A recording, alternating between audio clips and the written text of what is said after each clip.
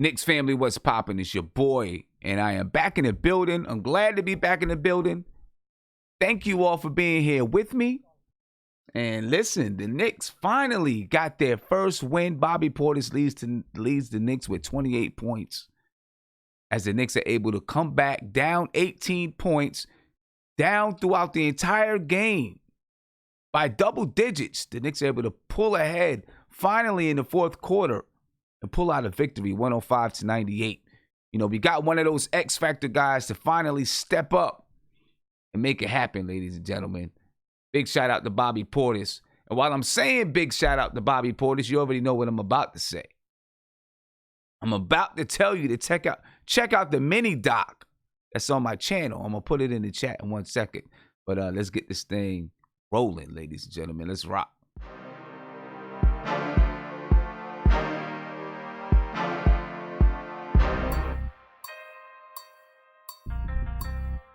That's the thing.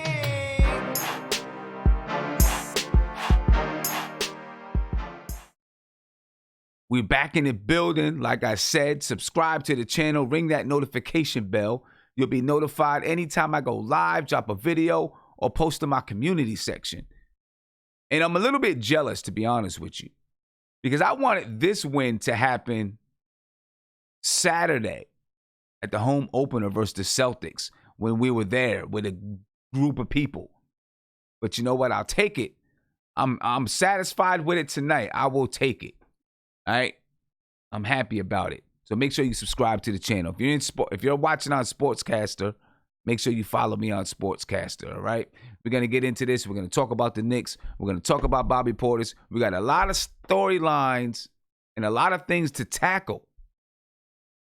So I'm looking forward to tackling these things with you tonight because we got a lot of them, a lot of stuff going on. Right now we got Viv, we got Nate, we got somebody else knocking to get in. We're going to talk to these guys and see what's popping, man.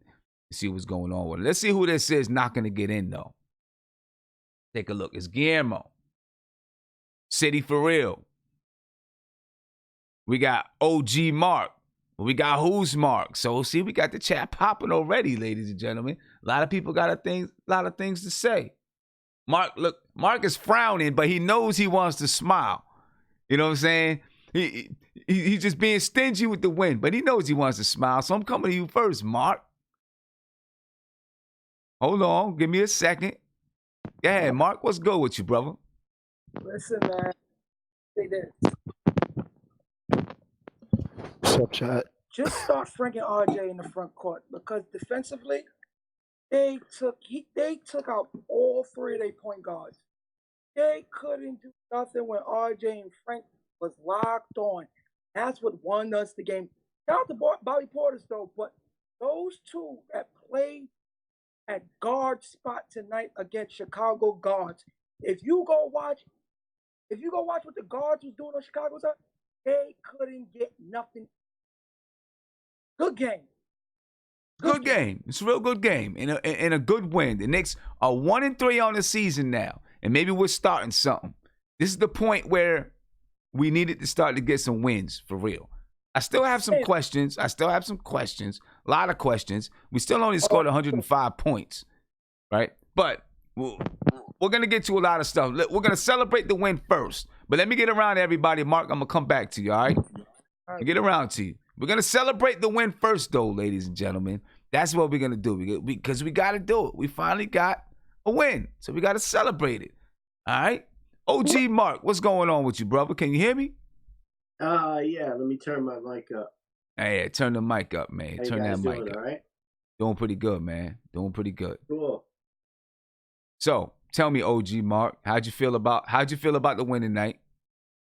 I thought it was amazing, you know, and I think that we've been dancing around having a win. I mean, we played really good 3 out of the 4 last games that we played. You know, yeah, we had some breakdowns in the first 2. We threw away the third one, but we were right in it, you know, 3 out of the 4 games, which is a hell of a lot to ask for such a young team. And I think that RJ Barrett really is establishing himself at point guard in a comfortable way. He's so thick at that position. He's so poised, and he knows when to just speed up and slow down and let the traffic go by him. He waits for that body contact and then takes the shot. It just gives him so much better of a chance at actually scoring. The guy is amazing. I mean, he's starting to fill out the stat sheet. Boy, what a get! You know, wouldn't it be funny? At the end of the rainbow, we wound up getting the prize pony. He could wind up being better than Zion. There, I said it. What's that? Well, you know, we'll see. Listen, a lot of people have said it though. There's been a lot of people that believe that you know it could happen. Right now, he's playing very well, averaging a lot of minutes per game. You know, averaging a lot of minutes per game. So, you know, we gotta watch. I'm watching to see if he's gonna burn out. I'm hoping he doesn't burn out. But, you know, let me get around to everybody. City for real, what's good, brother? How you feeling? Yo, what's good, Sam? I'm chilling, man. So how you feeling about this victory tonight? Got the first one of the season. You know, hey, you know what? You know, I'm always good. I'm always good with getting a victory. Like, you know. But there's like, you know, everybody wants to say how Frank came in and changed up the defensive scheme or the defensive game or whatever. With that being said, man, I look at it like this. Yo, he came in, he did a good job. He did what he normally does. Like, you know what I'm saying? Mm-hmm. But at the end of the day, was he a game changer? No. Like, you know what I'm saying? Let's be real and look at what he did. Did he miss some shots? Yes, he did. Like, you know what I'm saying? And he missed shots just like everybody else does.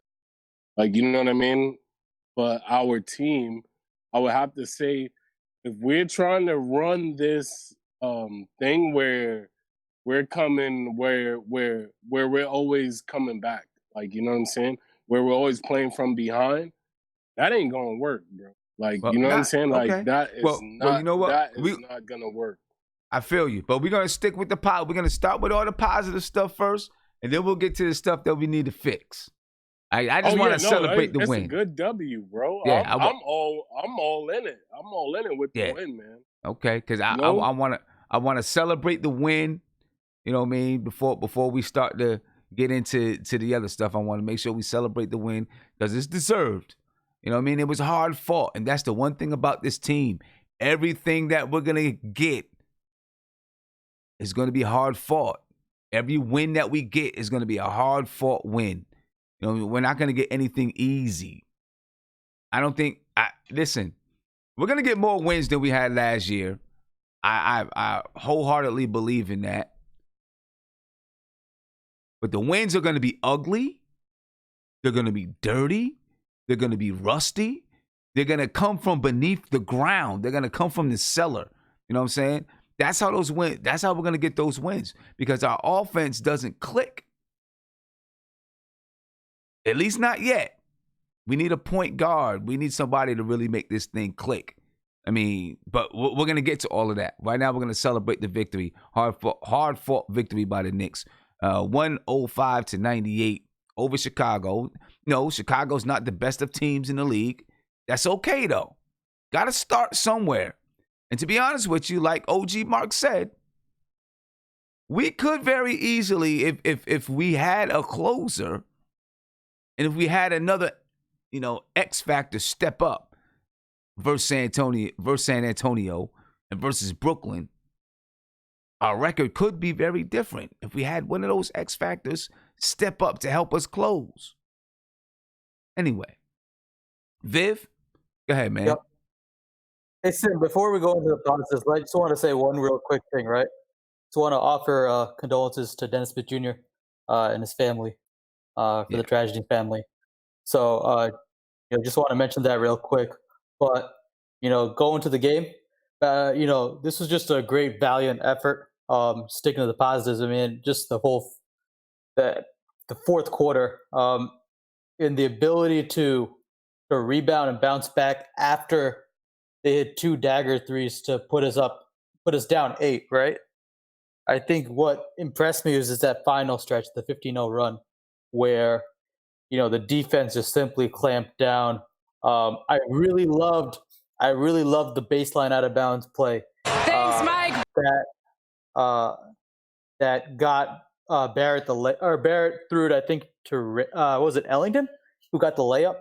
That was a beautiful play. It was right out of the timeout too, I think. So they really focused on the fundamentals, and I think we saw a lot of progress. From the turnovers wise, it was good to see us cutting down from 25 to 17.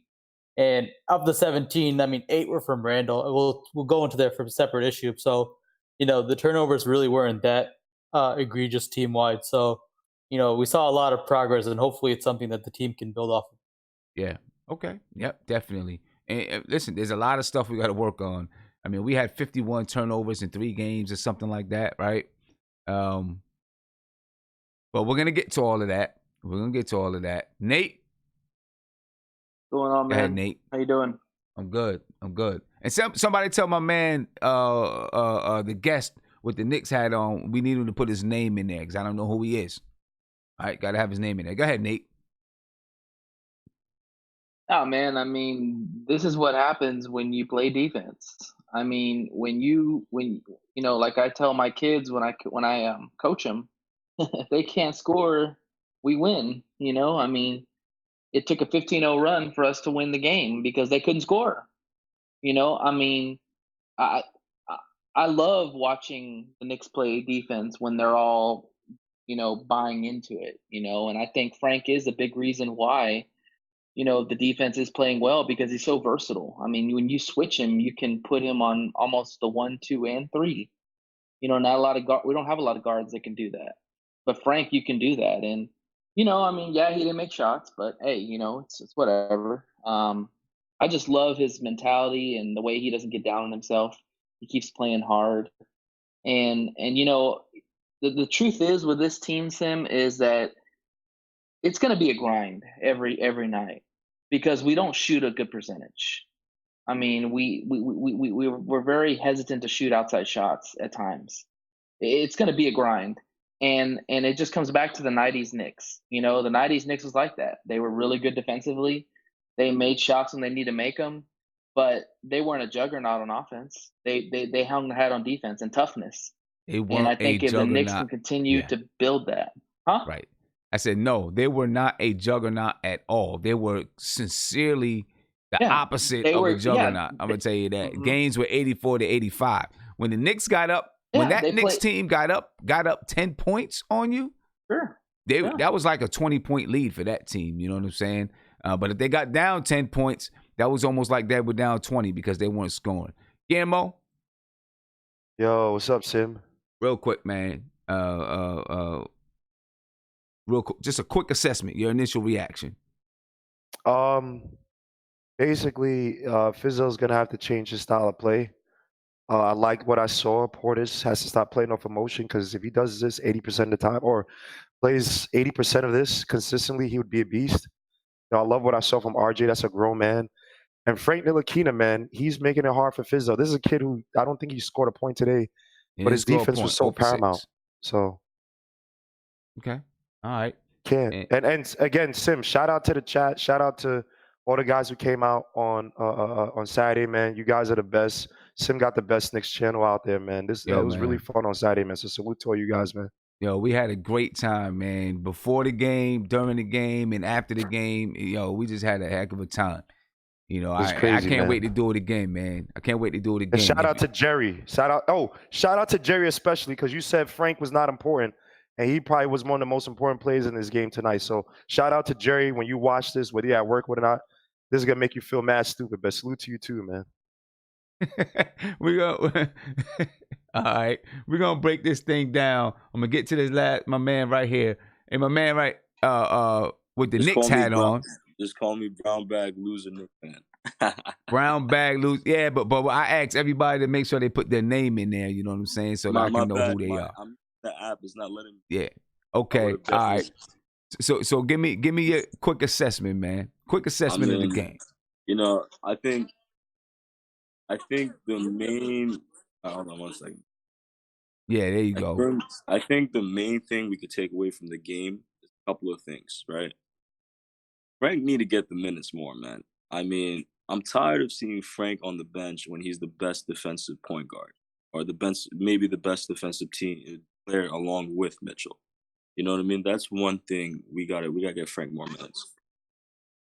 Now, okay. Go ahead. Two, we need to decide what we're doing with Morris, bro. Because I love Morris, but I mean the ISO ball, man, it's too much, man. I keep seeing these like Melo 2.0, man. And then on top of that, I would say we're talking about growth and everything, but you're seeing a lot of constants, and I think over time, we're definitely going to get a way better team, man. I just think this team honestly should be shooting for the AFC. I mean, seriously, we could beat the bad teams, man. If we just pull it together, if we just think, like I'll give you the example. When we went down, I would say, what was it? We went down 8 points. I think it was 98-90, right? We were so composed for those last 15 points or the 15-0 run. It was ridiculous, dude. And that composure comes from experience, I think if this team give a couple of games, we'll be right on the right track, man. I was just tired of seeing Knicks fans like overreacting, especially like with the Dennis Smith Jr. situation. Booing. Of course, it's the first home game, but hey, you know what? Things are gonna get better, all right? That's all I gotta say. All right.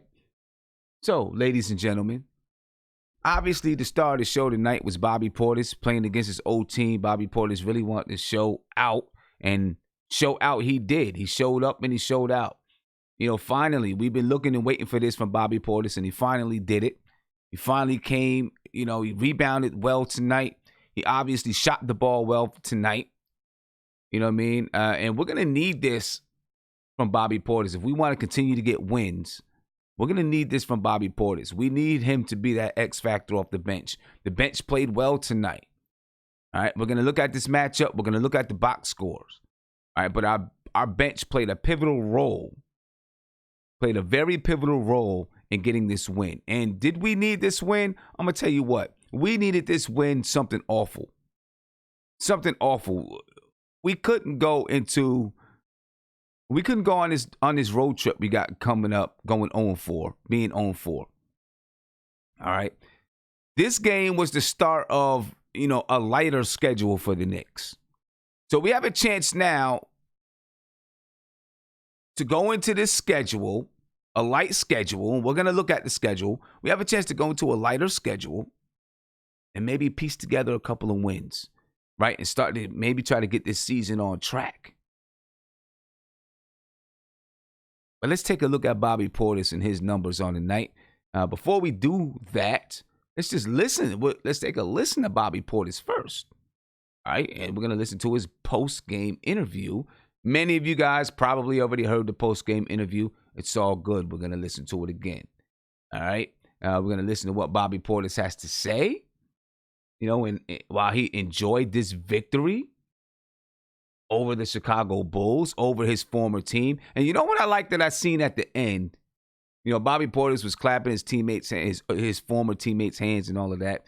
RJ Barrett was calling him, "Come get in the huddle, bro. This is our team. We need you over here so we can celebrate this win." Let's listen to Bobby Portis, ladies and gentlemen. Thanks, Mike. Bobby, 15-0 run to close this game out. What was the mindset of this team down the stretch? Just trying to bring some intensity to the game, man. We got down big early on in the game.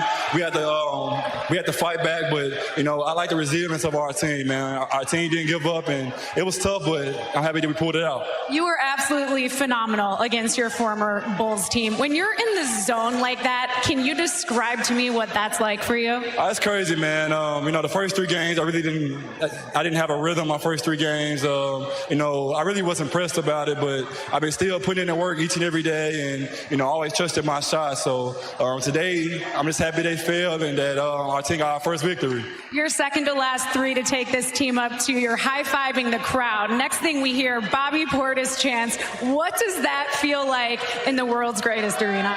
Man, it feels great. Having a home like this. Guys that really want me here, and I feel special to be here, and I'm happy to be a Knick. Congrats, Bob. Thank you, Mike. Barrett, first of all, before we even get into the teeth of this game, just what it felt like to get a win in front of this crowd, your first win here at the Garden. Well, I'm going to tell you what. We're going to come back to RJ Barrett, all right? We'll come back to RJ Barrett. I want to keep the focus on Bobby Portis at the moment, all right? So we'll come back to RJ Barrett. Bobby Portis tonight, he had 28 points. He was 10 for 14 from the field at 71.4%. And look, he's not going to shoot 71.4% on a regular basis, right? So we can't expect that, okay? And all fine and well, we shouldn't expect that. But that's what he was tonight, 71.4% from the field. Coming into this game, I think he was 0 for 7 from 3. He was 4 for 4 tonight. All right, so now he's 4 for 11 from 3, just about back to, his shooting percentage. Things have a way of evening out, don't they? He was 4 for 5 from the free throw line. He had 11 rebounds, 4 offensive rebounds, 7 defensive rebounds, and guess what? He also had 2 blocks. Now, one of them was on a little guy, but I don't give a damn. He had 2 blocks.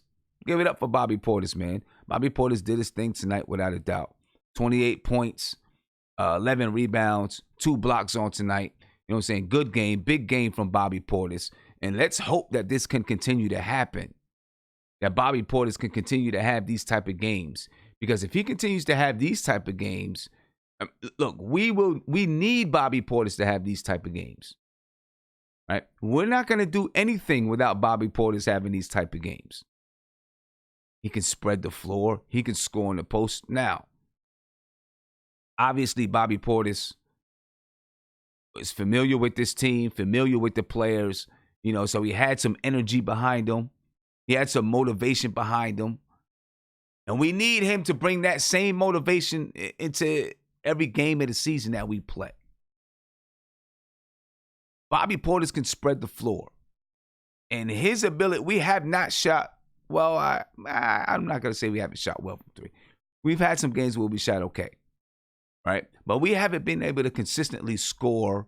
And even tonight with Bobby Portis shooting 71%, we still only scored 105 points. So we need Bobby Portis. And we need him. He's a key cog, a key piece to this team clicking on the offensive end because he can spread the floor and he's 6'11". That really does make him a key to this offense being successful. Is his ability to spread that floor, his ability to knock down the mid-range, and his ability to post. He gives you a triple threat coming off the bench.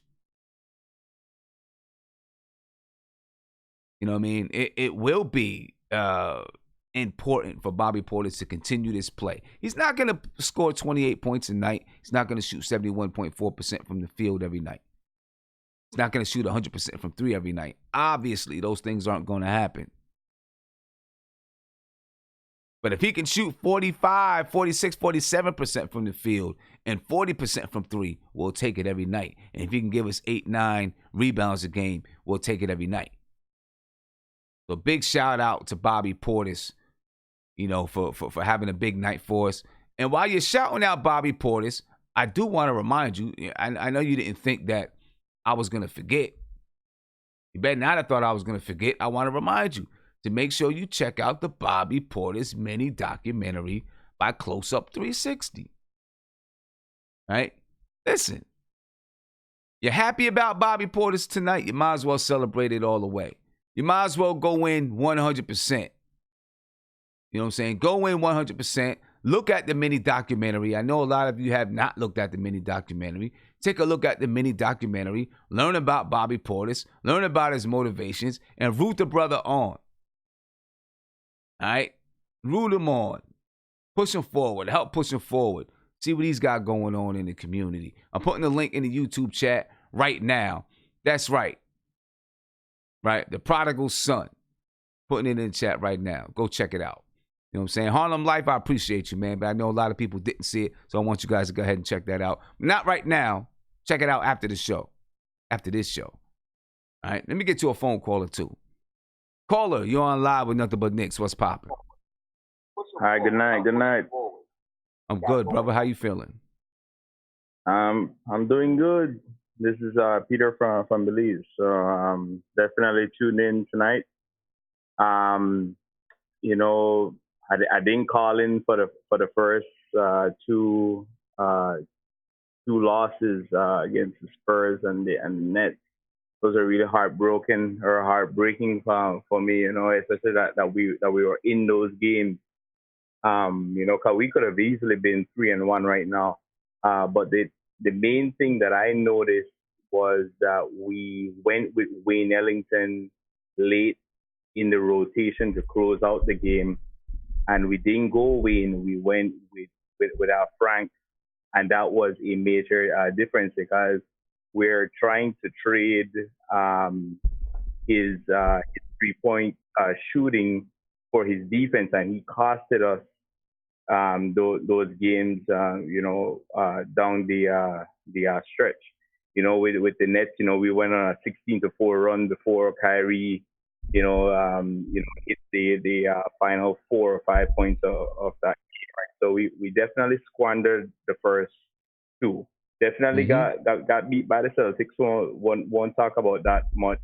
But I was looking to see how long Fizz was going to keep Ellington in down the stretch, and he did the right thing in taking him out and put in a Frank, and you know we got the defensive stops. So like for me, I would want to see Frank, RJ, Knox, Portis, and Mitch if he's not in foul trouble down the stretch, where we can have two 3-point shooters in the corners in Knox and Bobby Portis, Mitch in the center, and then Frank would be there to shut down whosoever is the best ball handler on the other team, and then have RJ play that point guard spot and try to facilitate either to get the ball out to the shooters in Knox and Portis, or if the defense gives him the shot, take it, because he hasn't really been efficient with it. So the defense may lax off a little bit, expecting him to drive in.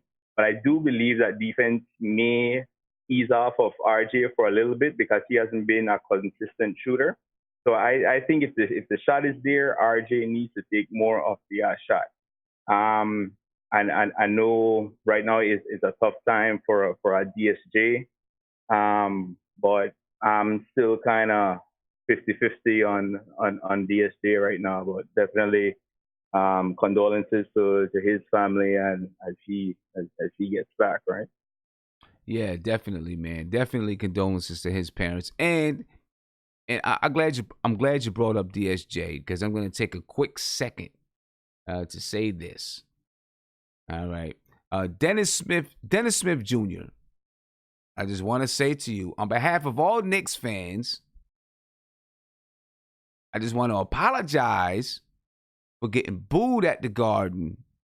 This is on behalf of all Knicks fans. I'm pretty sure, listen, people didn't understand maybe what you were going through. If you had some things on your mind leading up to this, it was quite obvious to most people that you weren't yourself, right? So I'm just going to apologize for all Knicks fans and send condolences to you and your family.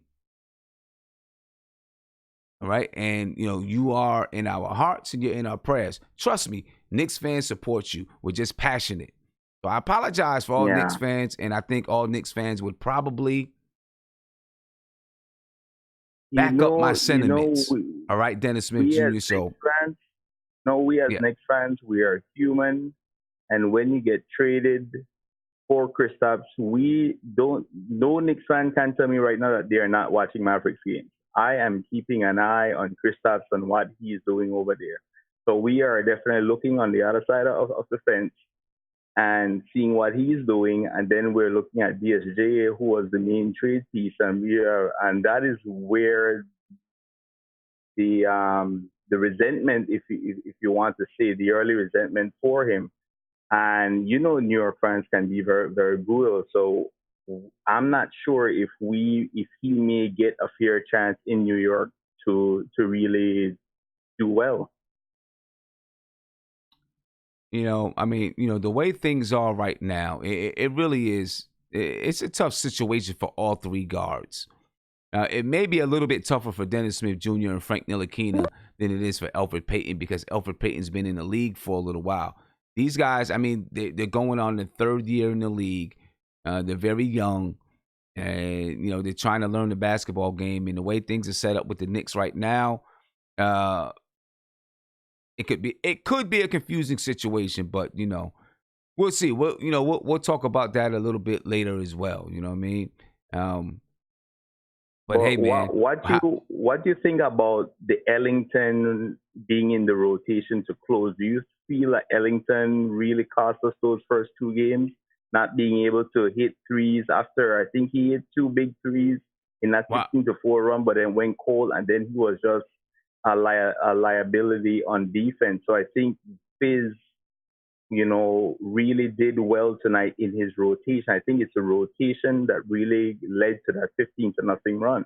Okay, and that's what I was gonna say. I can't put it on Wayne Ellington. He's gonna do what he does. To me, it's Fizz that's got to pull him out the game. But also, Fizdale has to learn what guys can and can't do. So, But hey, I appreciate the call, man. And obviously, like you said, he learned what Ellington can and can't do, and made that substitution down the stretch. You know what I'm saying? Yeah, I feel Ellington is probably good for 2 to 3, maybe 4 possessions a quarter. Bring him in, see if you can get 2 threes per quarter, and then get him out. But to rely on him for anything else is definitely going to be a losing situation for us. Yeah. Okay. So. All right. Hey, I appreciate you, my man. Take it easy over there. Yes, be peaceful. Brother. All right. Cool. All right. Good night. Yeah. Peace. Yes, and look, I'm as hard on DSJ as I'm going to be on Frank and on anybody else on the team. But I do want to send my sincerest condolences to him and his family. And again, on behalf of all Knicks fans, we apologize, for booing you. We didn't know what you were going through, and that could be very tough, and it could definitely hamper your play. I know. I've been there. Call you on live with Nothing But Knicks. What's poppin'? What's good, Sim? I'm chilling, man. How are you? It's Emmanuel. Yeah, what's up, man? How you feeling? My nephew's name is Emmanuel. Yeah. That was a great choice. Beautiful name. There you go. Yeah. So what's going on with you, brother? How you feeling? I want to start off with by saying, what's important is you got to be careful what you say, and you got to be careful what people put out there. Because Fizdale made a mistake when he said, "You keep what you kill," right? Right. And that all harks back to the Dennis Smith situation that happened at the Garden on Saturday.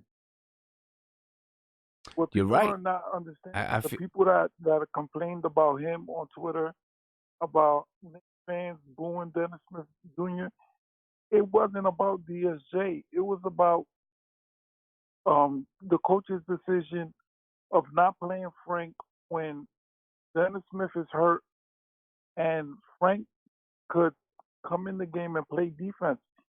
If Dennis Smith is hurt and he can't give you nothing defensively, throw Frank out there. That was what the fans were. That was what the boos were about. Yes. Yeah, I agree with you. And I think people misunderstood. And another thing, we living in a soft ass generation and a soft ass time. Because even if those boos were for DSJ, people need to get over it. You was playing like shit regardless. Well, I think the thing though is, just looking at what maybe was going through what he was going through with his family. You know what I'm saying? Because I know. I mean, No, look, no, I'm gonna no. be honest with you. I You know, I'm understand going that. through something with my family But we similar right didn't now know that too. at the time. Yeah, I know. That's what I'm saying. That's why I was like, I'm gonna apologize. I didn't boo, but I'm gonna apologize on behalf of fans because I don't think people did not know maybe what he was going through and what kind of effect that could have on your game. You know what I'm saying? And so that's But yeah. people didn't understand the context behind the boos anyway. Yeah, I That's get what I it. wanted to get out. Yeah, But also, what I wanted to speak about is the game today. Frank, he showed his worth. He showed that even though he's not a scorer, he affects the game defensively, and when he's in the game, he shows exactly what he's worth. You know what I'm saying? And I think the Frank haters out there, they need to just chill, and they need to understand that that's what we need right now. And I also feel like we need to have always two shooters on the floor. Randle finally passed out a double team yes, that fourth quarter, yes.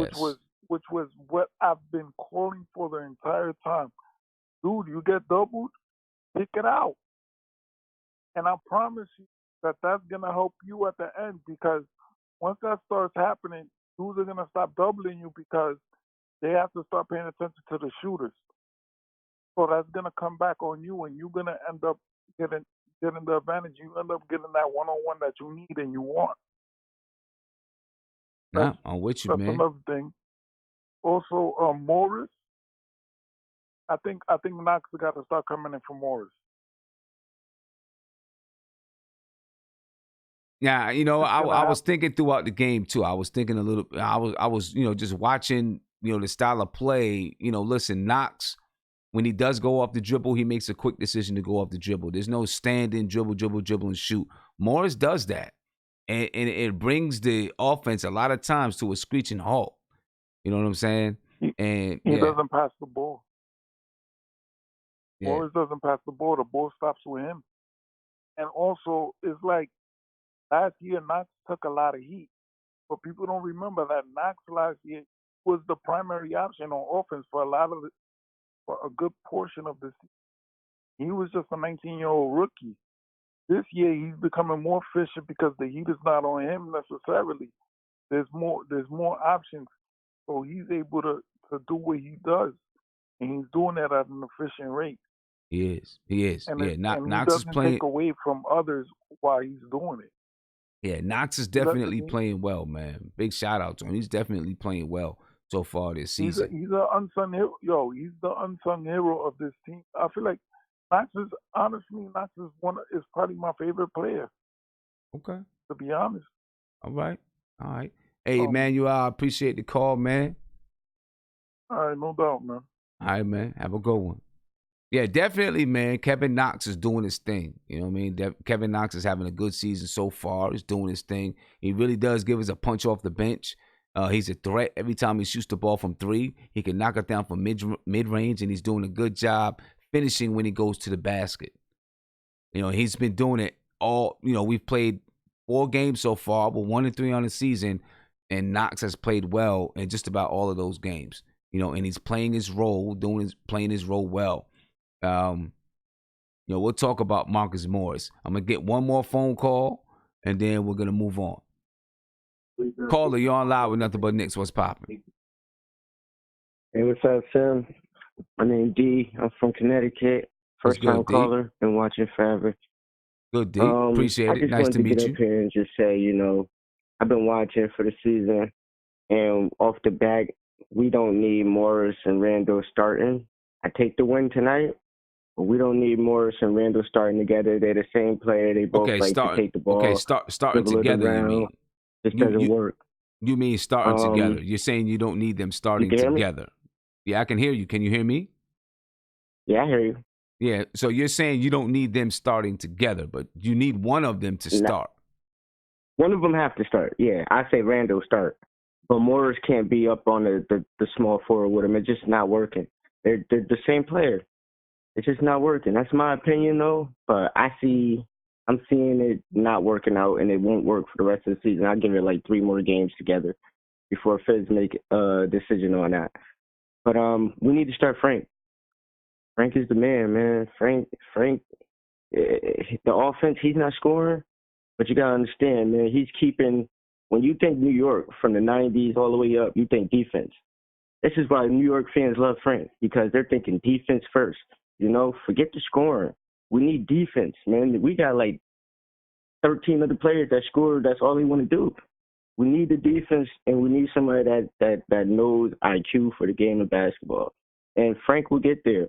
His shot not dropping now, but that's because he's more nervous and more scared every time he takes a shot, because he thinks that if he takes a shot, he's going to get kicked out the game. We need to let that fear leave him. Just let him play. You feel me? He's young. Let him play. Right. Knox needs to start. Knox been coming up. He's like, 10 for 13 off the foul? For the three or something like that. We need to let Knox start. Let him get his feet wet in there. Let Morris come off the bench. Just my opinion. I just wanted to say that. Okay. All right. I appreciate the call, my man. Thank you for calling. What'd you say your name again was? My name Dave from Connecticut, man. Dave, appreciate you, Dave. Have a good evening, Dave. Listen, I understand what people are saying about Marcus Morris. I see it too. You know what I mean? I see him catch the ball and he's holding the ball and waiting, or looking to make a move. I'll say this. It's a different game. It is a different game. You see the game differently from when you start and when you come off the bench. So, and while I've had the thoughts about Kevin Knox and the way, him and Marcus Morris play, and I've thought about should Knox be starting or not, I don't know. I can't say yes or no right now. But what I can say is it's a different game. If Knox became the starter, it might be a different game for him. He might see the game differently. You know what I mean? You just do. Because when you come off the bench, you see things that are already happening in the game, and you can see, well, okay, here's some things I could take advantage of because this is what they do. When you start the game, you might not see those things right off the bat. You know what I mean? You got to get into the flow of the game a little bit before you start to notice those type of adjustments that you can make. And you sit down on the bench, and then you come in and you make those adjustments. Am I saying that Marcus Morris is playing perfect basketball? Nope, I'm not saying that. He does hold the ball. He does hold the ball. But Kevin Knox could start and he doesn't produce, then people will be saying put him back on the bench. Let's look. I'm going to continue to say it and continue to say it and continue to say it. Until we really establish some type of offensive system or a style, a way that we play, we're going to continue to get mad at certain players because they're going to look bad. Because what happens if you don't know what you're doing or what your role is or what's happening out there on the floor, somebody is going to isolate. We looked better tonight. I will say that. I seen a little more ball movement tonight. From what I understand, Coach Fizdale has been harping on the guys moving the ball. Now, it can't just be talked. You got to practice it. You got to work on it. You got to make it happen in practice. You know what I mean? You got to make it happen in practice. But I'm not going to disagree about Marcus Morris because I see it as well. I do. But I will say, we've got to see how the offense develops, if it's going to develop, if we have a system, if we have a style, and then see how these guys begin to fit in there. Because if we don't ever establish a style of play, it's going to be one-on-one. That's what it's going to boil down to and come down to. If you don't establish a style of play. That's how I feel about it. That's how I feel about it. Let's talk about RJ Barrett, though. RJ Barrett has been our best player this season. So far, he's been our best player. After we talk about RJ Barrett, we're going to look at some matchups in box scores and stuff like that. R.J. Barrett's been our best player this season. Coming into this game, R.J. Barrett was averaging 20.5 points per game, 7.5 rebounds per game, and 3.3 assists per game. He's shooting 49.2% from the field and 46.7% from three. The only bad spot to his game is that he shoots 44% from the free throw line. That was coming into tonight. Now his numbers changed a little bit tonight, but R.J. Barrett has been the best player on the Knicks. He's well coached. Coming from Duke, he's well coached. He understands how to play the game, and he plays within his skill set. He's not trying to do anything that he can't do athletically. He's just playing the basketball game and playing within his skill set and doing what he can do on the floor. You got to love it, man. I love what we see from R.J. Barrett. Again, coming into tonight, he was averaging 20.5 points per game, 7.5 rebounds, 3.3 assists, shooting 49% from the field and 46.7% from three. For a kid that everybody said was not going to be a good three-point shooter, shooting 46.7% from three coming into this game. Now, he was 0 for 2 tonight, so that, his percentage rate is going to dip a little bit.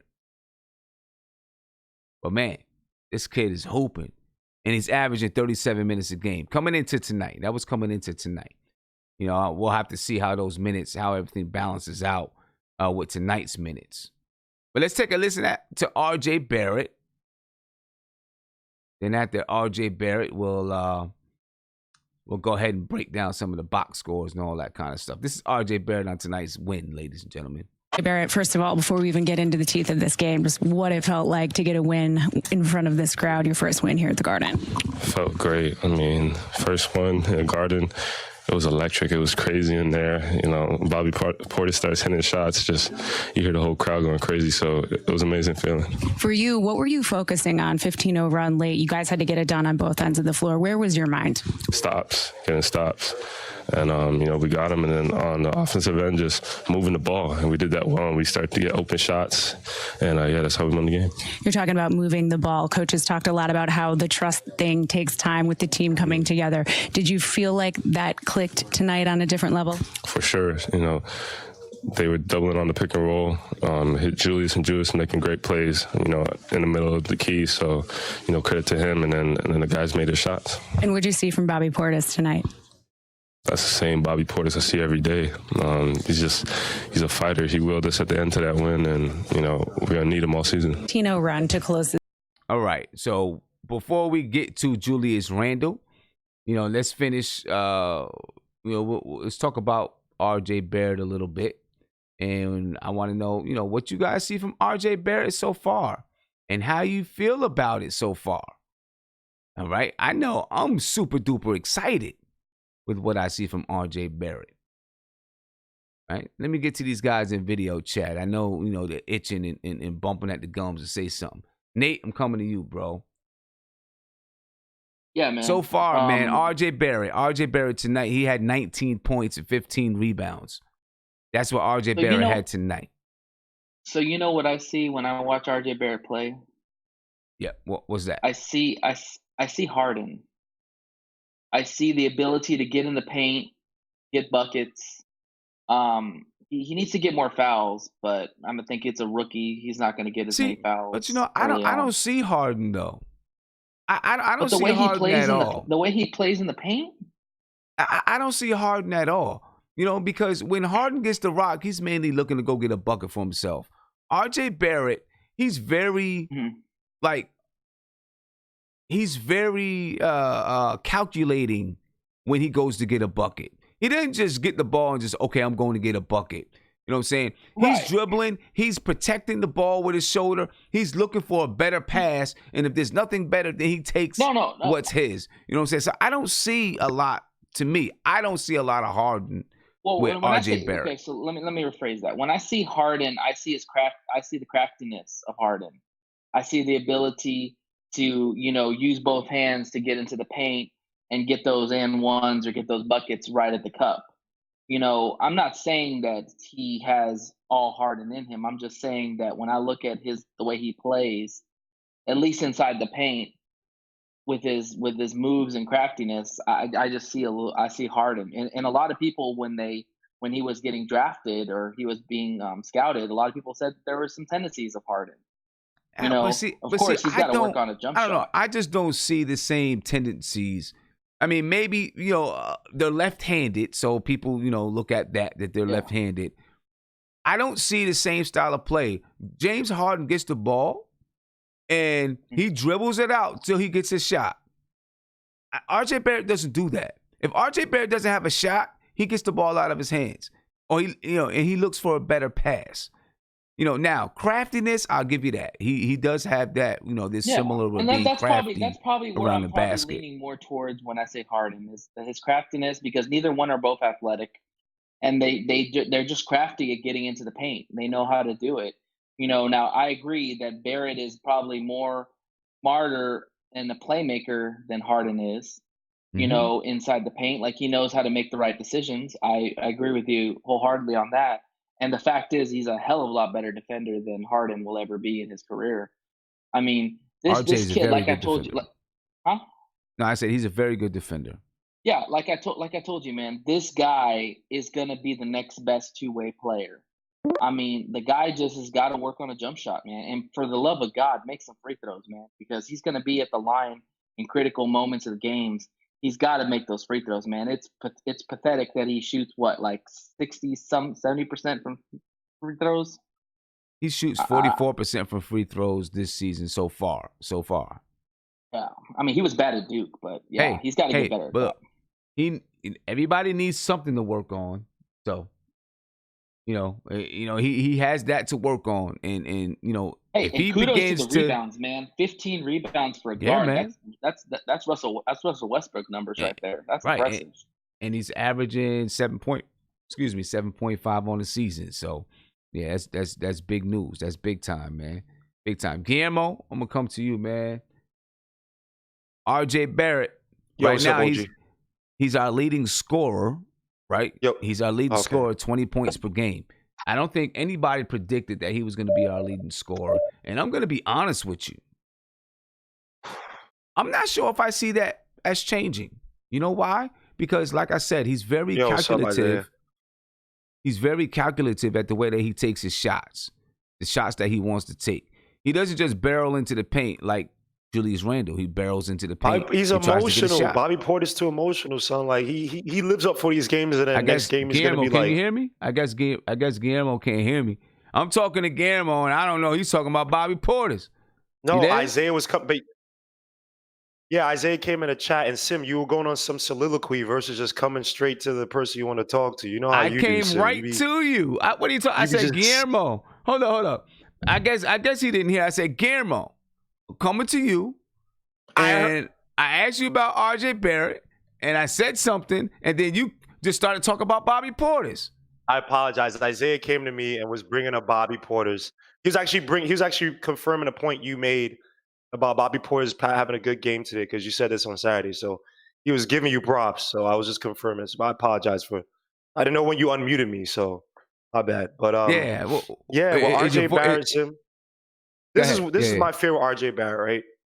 Yeah. I love RJ Barrett's brain, man, in terms of like how he processes a game. He hardly makes a bad mistake. He never looks to make a bad mistake, but when he goes to the basket, he does it with poise.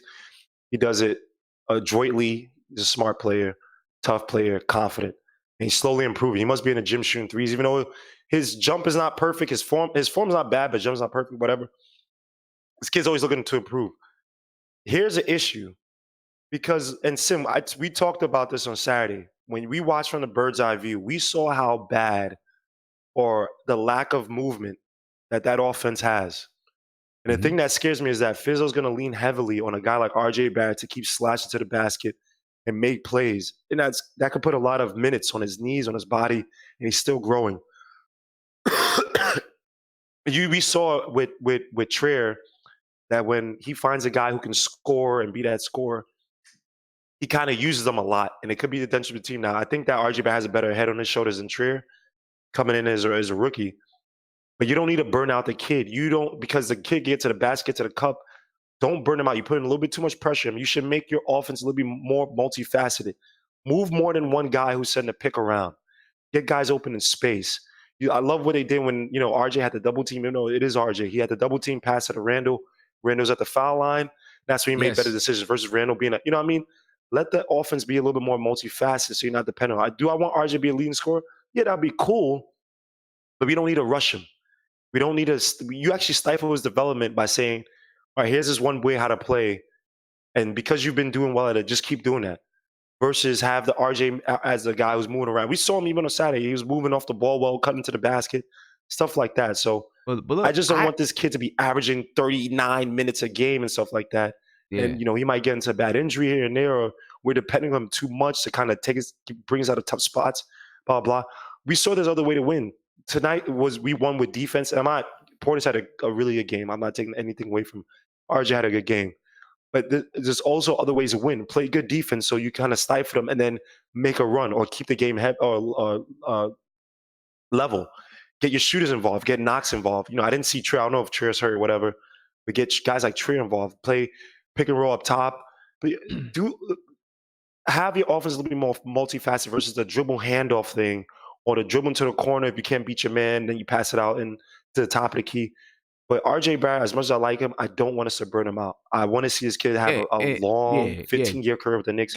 No need to burn him out in a rookie year just because he's doing well right now. Right, and definitely you don't want to burn him out. But I'm going to be honest.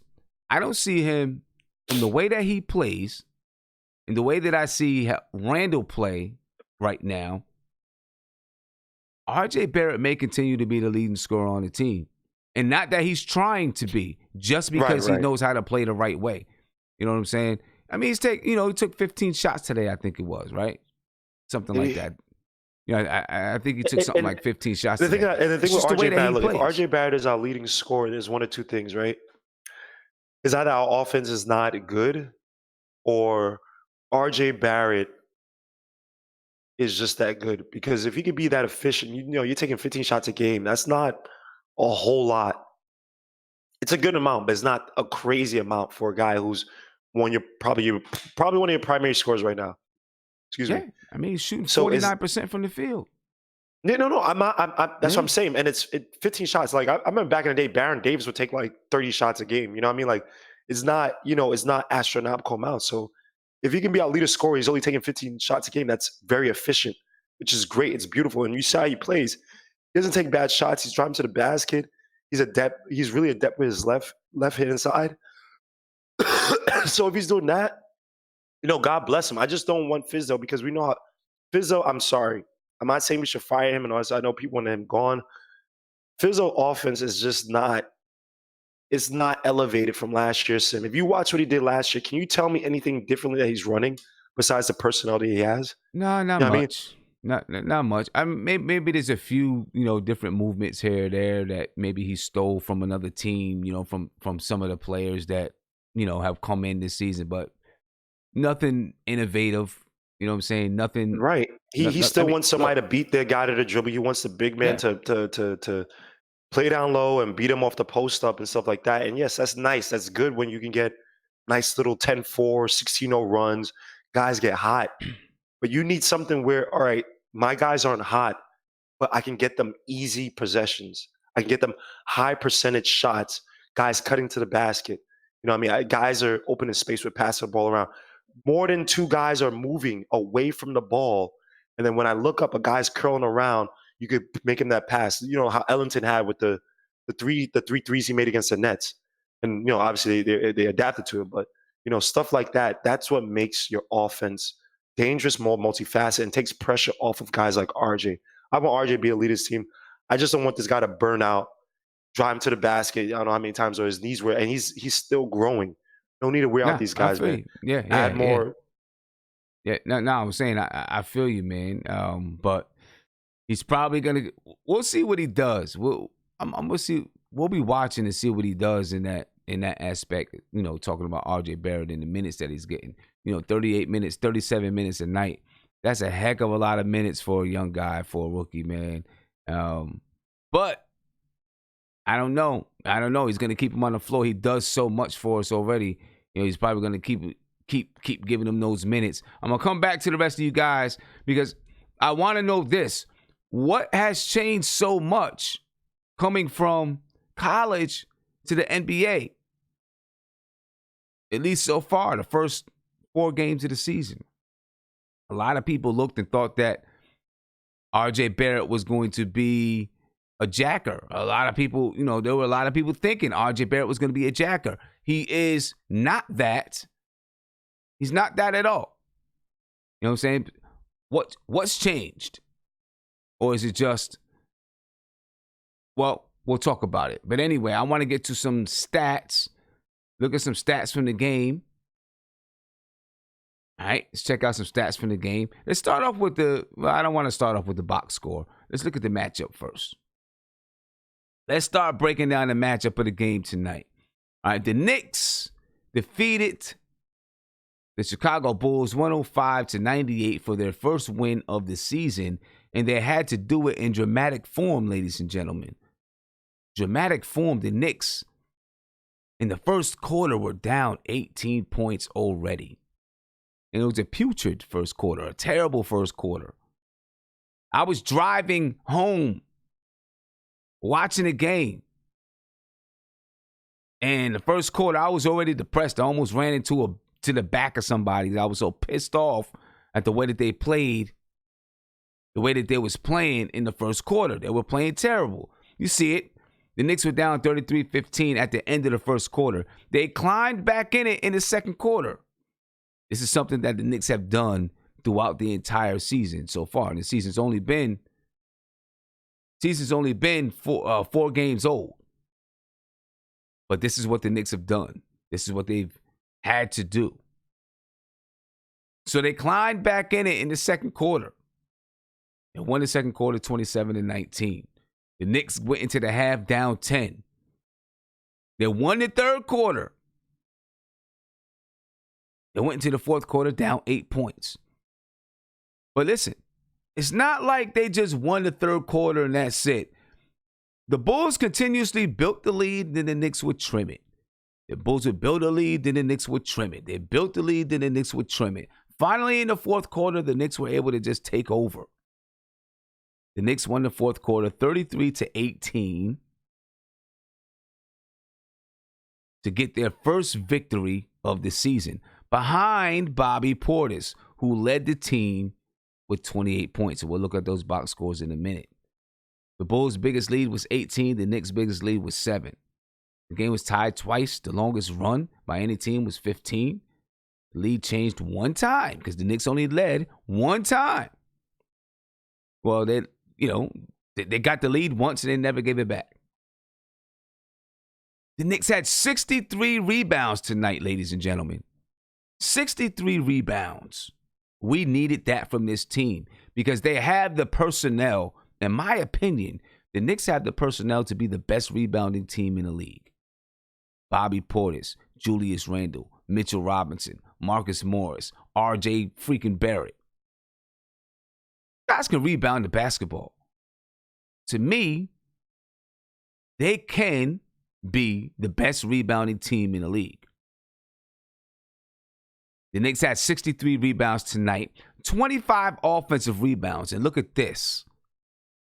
They kept the Bulls to 8 offensive rebounds. Now, in that first quarter, the Bulls were getting long rebound after long rebound and loose balls and stuff like that. The rest of the game, it changed.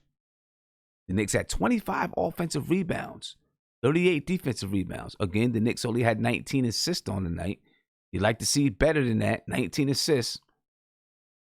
Right? 19 assists. They had 3 steals, 6 blocks, and 17 turnovers. All right, that turnover, that assist to turnover ratio is not good. Yeah, they had more assists, but they were almost even in turnovers. They had 17 turnovers.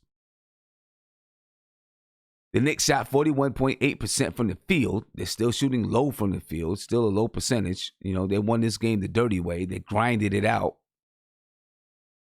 They shot 31% from the field. From 3. And they shot 62.5% from the free throw line. The Chicago Bulls, the Knicks held the Bulls to 42.4% from the field, 25.7% from three, but the Bulls shot 81% from the line. Got to find a way to get this field goal percentage up, ladies and gentlemen. If we don't, every single game is going to be a struggle. Every single game is going to be a dogfight. So far, the Knicks have been in, three dogfights with the Spurs, the Nets, and the Bulls. And they were in a dogfight with the Celtics until midway through that third quarter when they just lost it. Let's take a look at the box score. And I'm going to tell you what, if I'm Coach Fizdale, I'm going to sell this to the team. I'm going to sell it to them. I'm going to say, you should be 3-1 right now. That's what I'm going to tell them. Whether or not you believe it or I believe it, that's what I'd be telling the team right now. You should be 3-1. Right? You should be 3-1. You had a chance to take out the Spurs. You had a chance to take out the Nets. You led in the fourth quarter, but you didn't close the deal. Got blown out by the Celtics, finally closed the deal in Chicago. If I'm Fizz, that's what I'm telling the team. Keep their mind here. Keep them motivated. Keep them confident. Keep them feeling like, yeah, okay, we should be 3-1. Now we got to go get it back. Let's take a look at the box scores. Tonight, the Knicks were led by Bobby Portis, 28 points. You heard it, 28 points, 11 rebounds, 2 blocks. He led the way tonight. Hit clutch 3 after clutch 3. Fed by Bobby Portis. Fed by Julius Randle. So big shout out to Julius Randle for that. So let's go to Julius Randle. I know there's some people, man, that are disappointed in Julius Randle and his play so far. And, I blame some of it on Julius Randle. And it seems like he's forcing and trying to be the guy. But some of it is on Fizz and not having good enough schemes to get him open. And not to have to work as hard for shots. So he doesn't have to shoot over double and triple teams. Julius Randle tonight had 13 points. He was 38.5% from the field. He had 14 rebounds, 5 assists, and he also had 8 turnovers. You know why 8 turnovers? Because he's dribbling into double and triple teams. He is having a very, very hard time recognizing the double team, when it's coming and where it's coming from. He puts his head down and goes to the basket, having a hard time recognizing those double teams. It's going to be a learning experience for him. He's going to have to get used to it. You know what I'm saying? I'm sure he's used to getting the ball and going. And you got another star on your team like Kobe or Anthony Davis. Everyone's queuing in on that person. So he's only getting a double team. Only getting a single coverage. One person playing defense on him. And who he can dominate. A lot to get used to for Julius Randle. But I do like the fact that he does other things on the floor. I don't like those 8 turnovers. I don't like that. But 14 rebounds, 5 assists. He's still playing basketball. And he's still fighting. Mitchell Robinson, he had 10 points, 9 rebounds, 2 block shots. Actually knocked down a little baby jumper. I like to see that. They showed the clip. Mitchell Robinson last season only took 3 shots outside the paint. Took his first one this year. Hopefully we see more of it. He's got to start to develop those shots. RJ Barrett, he had 19 points. 7 for 15 from the field for 46.7%. He's 0 for 2 for 3. 5 for 11 from the free throw line. He's got to work on those free throws, man. He's got to knock those free throws down. He shot 45.5% from the free throw line tonight. RJ Barrett had 15 rebounds and 5 assists. Elfrid Payton played 20 minutes. He had 3 points. 1 for 3 from the field. 2 rebounds. No assists. Marcus Morris. We talked about Marcus Morris and his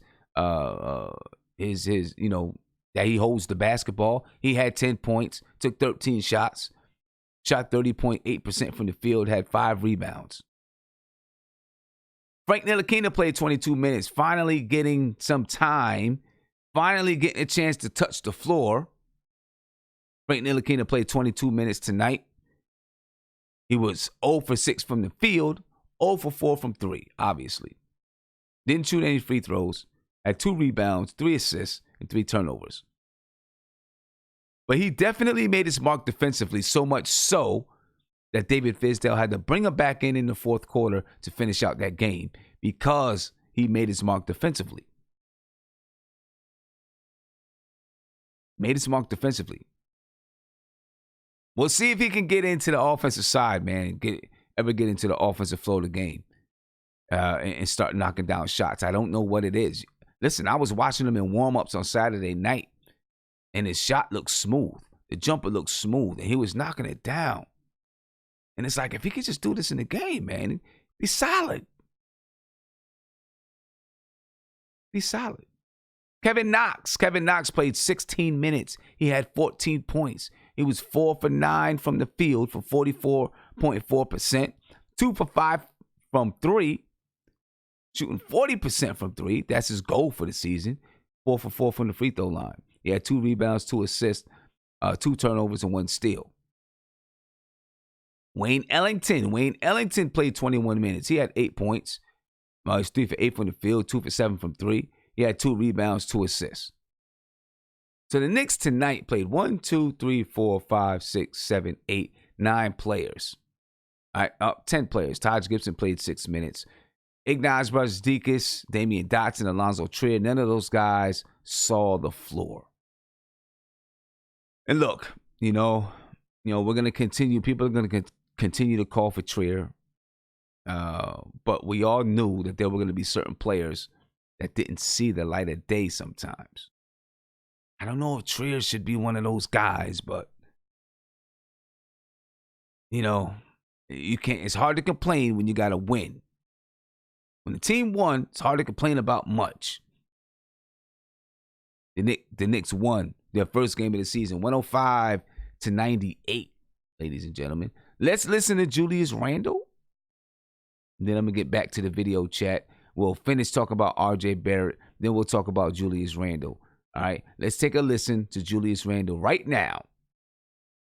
Ladies and gentlemen, this is Julius Randle. Run to close this thing out. Are you more satisfied with the way this team came together offensively or defensively down the stretch to put this win together? A little bit of both. I mean, I think they're both connected. We're unselfish on both ends, playing for each other on both ends. And the game's just a lot easier that way. The double team was coming your way a lot tonight. You did a great job finding Portis late. What did you think of his performance tonight? Amazing. He's out there in space, and he just was finding the right spots. They were trying to send two at me anytime I was on the pick and roll, wherever I was. And, everybody was just in the right spots. And it just made my job easier, to reach easier. Watching the reactions between you and your teammates late in this game as you guys are making stops and then hitting big shots, the way you were coming together, what was satisfying about this win tonight and the way that you got it done? Together. There's plenty of times we didn't have a great start to the game. We didn't have a great start to the second half. We were down 17. We done what we did the whole season. Resilient. We finally found a way to close the game. We were down 8 with 3 minutes left, I think. We could have folded then. Could have said it's, another game like this, but we just stayed together, kept playing, string some stops together. We held them to under 100 points. When does that happen in the league now? But we did it together, and that's how we're going to have to keep doing it. You got a taste of what this crowd is like when they're behind you every step of the way. I mean, what did that feel like getting your first win here at the Garden? It was amazing. It's a lot of fun. Now we got to go on the road. It's going to be even tougher, but we got to do it together. We got to stay connected and try to get 2 wins on the road and then come back to this amazing crowd. So, hopefully, we can get these wins and have some momentum coming back home. Thanks, Yes, Mike. Bobby. Hopefully they can. Hopefully they can get these wins and have some momentum coming back home. It would be lovely for the Knicks to do just that. I want to talk about Bobby Portis, man, because right now, for a lot of people, I'm pretty sure Bobby Portis has been a little bit of a disappointment. Is it him or is it the system? Mark, I'm going to come to you. First, I want to ask you about RJ Barrett. Then I want you to comment on Bobby Portis. I want to ask you, what is the difference between college and the NBA for RJ Barrett? What is the difference and why he's playing so well in the NBA so far? Well, number one is his poise to the game. He has excellent poise. If you watch all the superstars of today, like Curry, Kevin Durant, they all have poise to their game. So when a player has poise to their game, they're gonna be good players. Like nothing's gonna stop them from being good because they just go on to the next play and don't allow the last play to mess with their game. But with him, with RJ, is the space. And again, they're not using RJ like how they use him in Duke. They had him with the ball in his hand all of the time. He don't have the ball in his hand all of the time in the NBA right now. That's what I kind of like. I like when he gets the ball up coming downhill. I like when he gets the ball in the corners where he can make quick drives or quick pass, when he comes off the drive. And again, when he comes off the pick and roll, it's going to come in time. He just has to get quicker. He has to, when he hits the pick and roll, he has to come off quicker because he's a little slow. That's why Chicago defense in the first half, they was doubling up top and they was killing. We couldn't do nothing on pick and roll. But with him, it's just space. Fizdale don't make him the primary. He gives him the ball in spurts when it's kind of coughing. Like every time he got the ball, it was like with purpose, and he's moving with purpose. Again, there's a lot of players on our team that don't move with purpose when I'm watching them. Okay, he's moving with purpose. He knows where he's going. He knows where his butter is, and it's in the paint. It's in the paint. Okay, it's in the paint. Okay, the kid all is right, that. All right. It's his poise though. It's his poise what's making them good. All right. When you look at great players, it's their poise, man. And with Bobby Portis, let me tell you something. If Randle could make those quick freaking passes when it's called for, Bobby Portis can make a shot.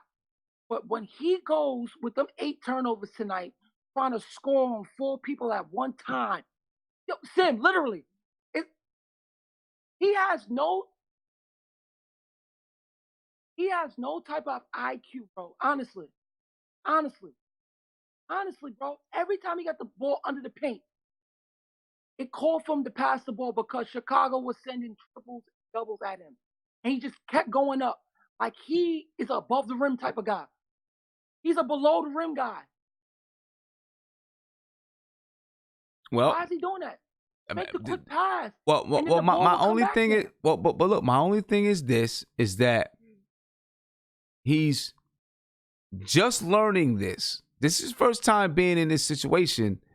You have to expect that there's going to be a learning curve, right? At the very least, we've seen it at the end of the game where he made those quick passes out. Yeah. Right? He's seen 3 guys in front of him. Instead of going in, he kicked it out.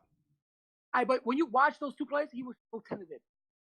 Like he was tentative. Like he made the pass. It was like God, he made, like when I was watching, thank God he made that pass. Because he was tentative. He didn't really pass it. Yeah, it's reluctant. It was a reluctant pass. But why was he tentative? Why was he tentative? I have the answer. I know the answer. It's my opinion, but it's right. His nature is to score. He's done that since college. When you watch him on the Lakers, he's done that. He's done that on the Pelicans. Is it something he's been doing for the last 6 years? It's a habit, bro. What? What's a habit? What's a habit? It's a habit of him. When he gets the ball, he just looks to bulldoze the team. But what I'm saying, you were saying that he was tentative to make those passes. But here's why he was tentative. Because at that point, he got the ball and he's thinking. And hold on, listen. Yeah. He's thinking, taking that split second, do I try to barrel my way in and score or do I kick it? So he's thinking, he's trying to figure out how to deal with this right now. That's why those passes were tentative, because he's trying to figure out, how do I deal with this? What's the right play to do? Let me ask you a question, Sam. Let me ask you a question. If you're playing the game, right? This is in the last 3 games. It's like he's not reading the team defense. That's another thing. He's not good at reading team defense. The other team's defense. He's just not that good yet. And yet, you know what's so crazy? That's the key word. Yet. But looks to score first all the time, so it's going to take a while for him to learn that. But the thing with him, right? what kills me is like there will be possessions. He will do something 4 times in a row. Bro, you play in the NBA. There's no way you're going to consistently do the same thing that's not working for you. You have to change up, bro. A smart player is going to change up. A smart player is going to change up. He know he can't go in there 4 times because he know that the team defense is going to collapse on him. I was watching Chicago the whole first half, bro. Right, but here's the thing. But this is what happens. This is what he's not getting used to, right? It's not like he sees 3 guys in there and just runs into 3 guys. He has the ball on the post, right? And he makes his move. They send a double and triple team when he's in the act of making a move, which is very different than just seeing 3 guys in there and going in, right? He makes a move. Now he's in the motion of going to the basket. Now another guy comes. So he has to learn that, okay, when I make my move, these guys are going to come. Let me see where everybody is. Boom, boom, I make my move. I can feel them coming, and I kick it. He hasn't learned that yet. It's not like he's just barreling into a bunch of guys. Tim, yes, he does, bro. What are you watching? I'm watching the same game you're watching. The double teams and triple... Dude, the double and triple teams, I will break it down for you, Mark. The double and triple teams, yes, there's been times where he's went into the paint. I know that there has been times, but there's a lot of times where the double and triple teams come after he's made his move. He's made his move, and then they come. I'm going to tell you something. Those last plays, RJ killed Chicago because they was doubling him. He kept killing them because he knew the double was coming. That's when a player's smart because RJ... I get it. But RJ is used to having the ball in his hand out on the perimeter doing that. And the double team is coming from a different area. The double team for Julius Randle comes in the post when he puts his head down and goes to the basket. I'm not saying that he doesn't make those mistakes. What I'm saying to you, What I'm saying to you, listen. What I'm saying to you is that the double and triple teams come after he's taken a big, strong dribble to the basket, has picked the ball up to make his move to go up. Now, all of a sudden, those triple teams are coming. It's not like he sees 4 guys right there and I'm just going to barrel into 4 guys. There's been times where he's done it. I'm not going to say there hasn't, but it's not every single time. All right. There are schemes where them triple teams come after he's made his move. He's in a move of 2 steps to the cup, and then they collapse real quick. And he hasn't learned how to get the ball out. Question: when he's in the post, right? Hold up, you're breaking up. Okay, hold on. There you go. That's good. If you're a smart post player, because Bulls was just running, they was running the double at him every time. I was watching it, and he kept dribbling into them, bro. He kept dribbling, even when he was in the low post. He kept trying to go up without passing the ball. Doing that on constant. That's why you got them 8 turnovers. But what I'm saying, but you got to understand, I'm not disagreeing with you. That's not what you're not listening to me. I'm not disagreeing with you. I know that it's coming. It's the timing that is coming that he has to get used to. It's the timing. Because listen, when RJ Barrett passed him the ball in the middle of the paint, he's seen 3 guys. He's seen 3 guys in front of him, so he passed it out. When he gets the ball on the post, he doesn't see 3 guys in front of him. So he goes to make his move. Then the triple team comes in the middle of his move. He hasn't learned to recognize, okay, let me see where people are. So when I make my move and then it comes, I can kick. He's in the middle of his move with his head down. So he's not just barreling into 4 people just standing there. He's making his move. When he's in the middle of his move, the double team comes. That's how most double teams come. In the middle of his move. In the middle of his move. Right? So he hasn't learned. Right? He's got to learn how to recognize it. Look around and see, okay, the double team, it might come from here. It might come from there. And some teams get real smart. And they send that double team, waiting for him to spin back. They got a player on the other side of the baseline that he barely can see. He spins back. And when he spins back, he doesn't spin back and pick the ball up. He spins back and takes another dribble. I don't know why he does that. He spins back and he takes another dribble. Sometimes the double team comes from the baseline. Double or triple team. This is what I want to say about Randle. I give him credit for those 2 last passes, right? I'm not trying to OD on him, but it kind of hurts the Knicks offense at times, bro. It really does, bro. Because sometimes I agree. Sometimes you can see. No, hold on, Sim. because when he's dribbling up top sometimes too, he don't Uh-huh. have the handles to even get to the basket. And by the time he dribbles and get to the basket, they're already sending doubles. They're already sending doubles, bro. And another thing with him, right? Another thing, his defense, bro. If you go look back and if you look at the Knicks like overhead, like if you look at the game at the overhead, there's some play when they're looking overhead. Bobby Portis was trying tonight. And the thing with Frank, what he was doing tonight to the point guards, it allows the big man, because what Frank does, it gives the big man some time to catch the point guard. When Randle's on the floor, if you go watch when Randle was in, and then when he came out, and then Frank was in, and the other unit was in, there was clearly a defensive scheme. He is, honestly, he's lazy. The Like, defense he's lazy is on much, defense too. and I noticed it tonight. The defense is much smarter when he's not on the floor. And the thing too, he gets Yeah. Mitch in a lot of trouble. He gets Mitch in a lot of trouble because Mitch has to cover for him a lot of time. Mhm. Because it's not that, he's just lazy. Really lazy on defense. He could play it, but he's late. Like, he's just lazy, bro. And he's just only worried about one side of the floor. And we have to play as a unit to win games. And that's what happened tonight. It happened in spurts.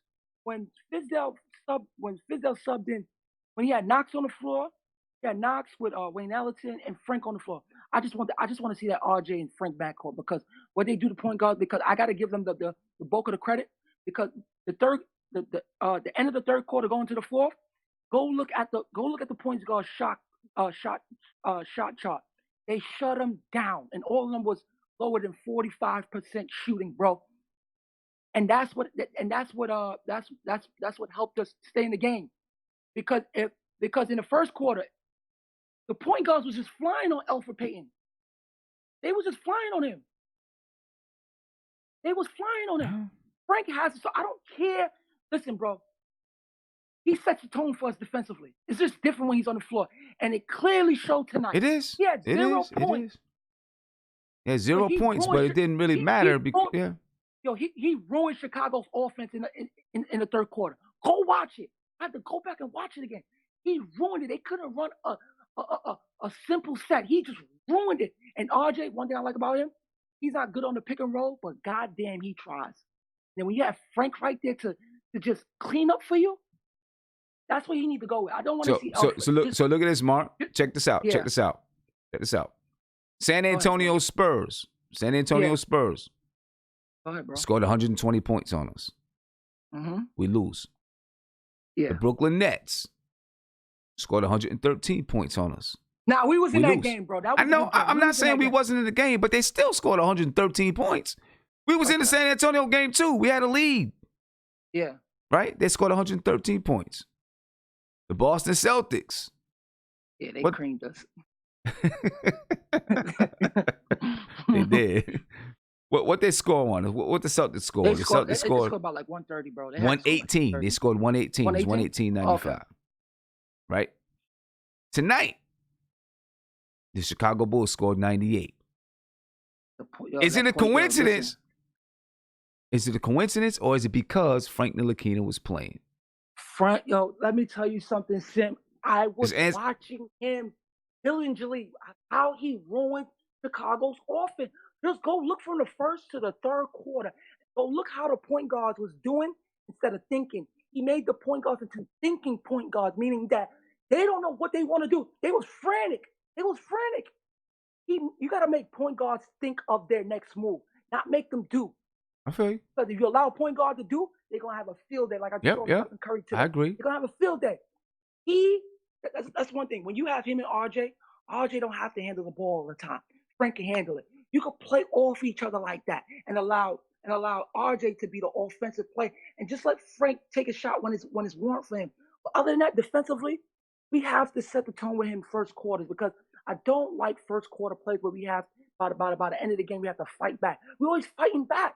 If you set the defense like that, it makes Morris want to play hard, because when Randle's on the floor, they get lazy, bro. They really do get lazy, and Morris ain't quick enough to even stay with small forward. But when you have Frank, it just commands a certain type of. It's like Kawhi. Okay. When you watch Kawhi, it just raises the team defense level. It just does. Okay. So tell me. So do you think Frank is the reason? The Bulls, they scored 125 points their first game. I think they scored 113 or whatever their second game, whatever it was. They scored 84 their last game. They scored 84 points. Who did they play the last game? Let me see who they played the last game they played. Hold on. They played Toronto. They scored 84 points against Toronto. No. You can't play because they put Siakam. They probably put Siakam on it. That'll wrap. All right, they scored 84 points against Toronto. They scored 125 against. They lost to Charlotte. Yeah. But they scored 125 points against Charlotte, but they lost. They scored 110 points against Memphis. They won. Mm-hmm. Then they scored 84 points against Toronto. They lost. They got blown out by 22. And then, of course, tonight, they scored 98 points against us. So is it coincidence that Frank was playing and we only gave up 98 points, or no? Bro, or is it because of Frank? Did you see how he went over? I mean, just tell me what you think. Is it because of Frank, or is it just coincidence? No, it's because of him. Because I watched him tonight. I watched how the defense shift. I watched how it shift when he was on and off the floor. Period. All right. And for people to even say that he was one of the reasons, just go look at the teams that Chicago played against, the point guards that allow their point guards to get off on them, and go look at the teams that had good point guards that could defend like Kyle Lowry and a Frank VanVleet. They can defend, bro. And when you're right. Yeah, definitely. No, I'm with you, man. I'm with you. So all right, so let me ask you this. We don't know when Dennis Smith Jr. is coming back. I mean, he's gonna come back, but you know, he's dealing with some personal issues at home. Yeah, God bless. God bless. You know, he's dealing with some personal issues. When he comes back, do you think Frank will have secured his spot, or is it still gonna be musical chairs, musical point guards? I don't know, because I think when Fizz has something in his mind, he's gonna go with it. But if he did not look from tonight and what he did tonight, I'm gonna blame him. I'm gonna blame him if he don't play Frank over 25 minutes. And honestly, every night, if I don't see Frank on the floor defensively, I'm gonna blame Fizz every night I come on this chat. And I'm not gonna stop until I see Frank on the floor, because he just make our defense better. Period. Okay. All right. Let me come back to you, Mark. Let me get some of these other guys. Let me come back to you. All right. Let me see. OG Mark, I got the same question for you. You know, me and Mark, we went into we were supposed to be talking about, you know, we talked about Julius Randle, then we went into Frank Ntilikina, right? You guys fought about Julius Randle. We fought about. Hey, listen, me and Mark gonna have a lot of fights. Get used to it, OG Mark. That one, it was. Listen, back and forth. Listen, me and who's Mark, we're gonna have a lot of fights throughout the season. So get used to that. Get used to that. Fun. We have a lot of them. But Julius Randle, what's your take on Julius Randle so far, man? I think he's playing well overall, but I have seen a little bit of a breakdown and do agree with Mark on. I wish that he really didn't go headlong into so many double teams. Once in a while, even the triple team. And I hear what you're saying, that sometimes they kind of jump him in the low post unaware, but still he has to do that touch pass and just get the ball in his hand and get rid of it, because if you got three guys on you or coming towards you, there's a couple of wide open guys, right? Well, we need to get that ball the hell out. No excuses. I don't want to hear any excuses now. Yeah, he has to understand before he makes his move. He has to understand where it's coming from. What could happen, right? He has to understand where it could come from before he makes his move. Because when he makes his move, he has to play chess. Right, he makes his move with his head down, just going in, and they know that his head is down going in. And then as soon as he takes that power dribble going in, offensive charge. No. As soon as he takes that power dribble going in, guys start. See, they're still. It's not like he has the ball in the post and then they come and double team. They don't do it that way with him. They let him go ahead and make his move. Now he's on the turn. He's turning to the hoop. Bam. Yeah. Now they collapse. You know he's got to figure it out. The fault of that is, maybe the fault of that, it's like, when you have send that receiver in football over the middle to get tattooed, he's still going to make the catch. Sometimes you have to be a better quarterback or a better passer and not lead your guy into an ass with into Yeah, a gang but fight. I also know? think I also think it's partly on Fizz. Fizz, me and Guillermo was talking about this Saturday night, right? All of Fizdale's offensive sets lead to isolation. So you'll see the ball. You might see man movement and ball movement, right? And you see these guys, passing the ball, moving the ball, and doing some things, weaving up top. But it's all to set it up for an isolation play, to hold the ball for 5 seconds. Which is not what we want to do. No, when you make when you're passing, the purpose of passing the ball, right? Yeah, when the ball is moving and the man is moving, you want it to come to you. You want it to end up in a quick shot. You don't want it to end up in the ball is just in the post and then you dribbling any old shot. You're backing the guy down. You want it to end up in a oop to the basket. You want it to end up in one guy cutting to the basket and they make the pass for the layup, or a catch and shoot type of situation, or wide open three. You want it to end up in those type of situations instead of it ending up where someone is dribbling on the wing or dribbling at the top of the key. You don't want it to end up that way. You know what I'm saying? You want that last shot, the shot to be the basket. Ideally, you want that shot to come without a dribble being taken. You know what I'm saying? You want that shot to come where I penetrated and kicked, he's wide open, and all I got to do is catch it and shoot. You know what I'm saying? But all of everything that we do ends in somebody dribbling to get to the basket.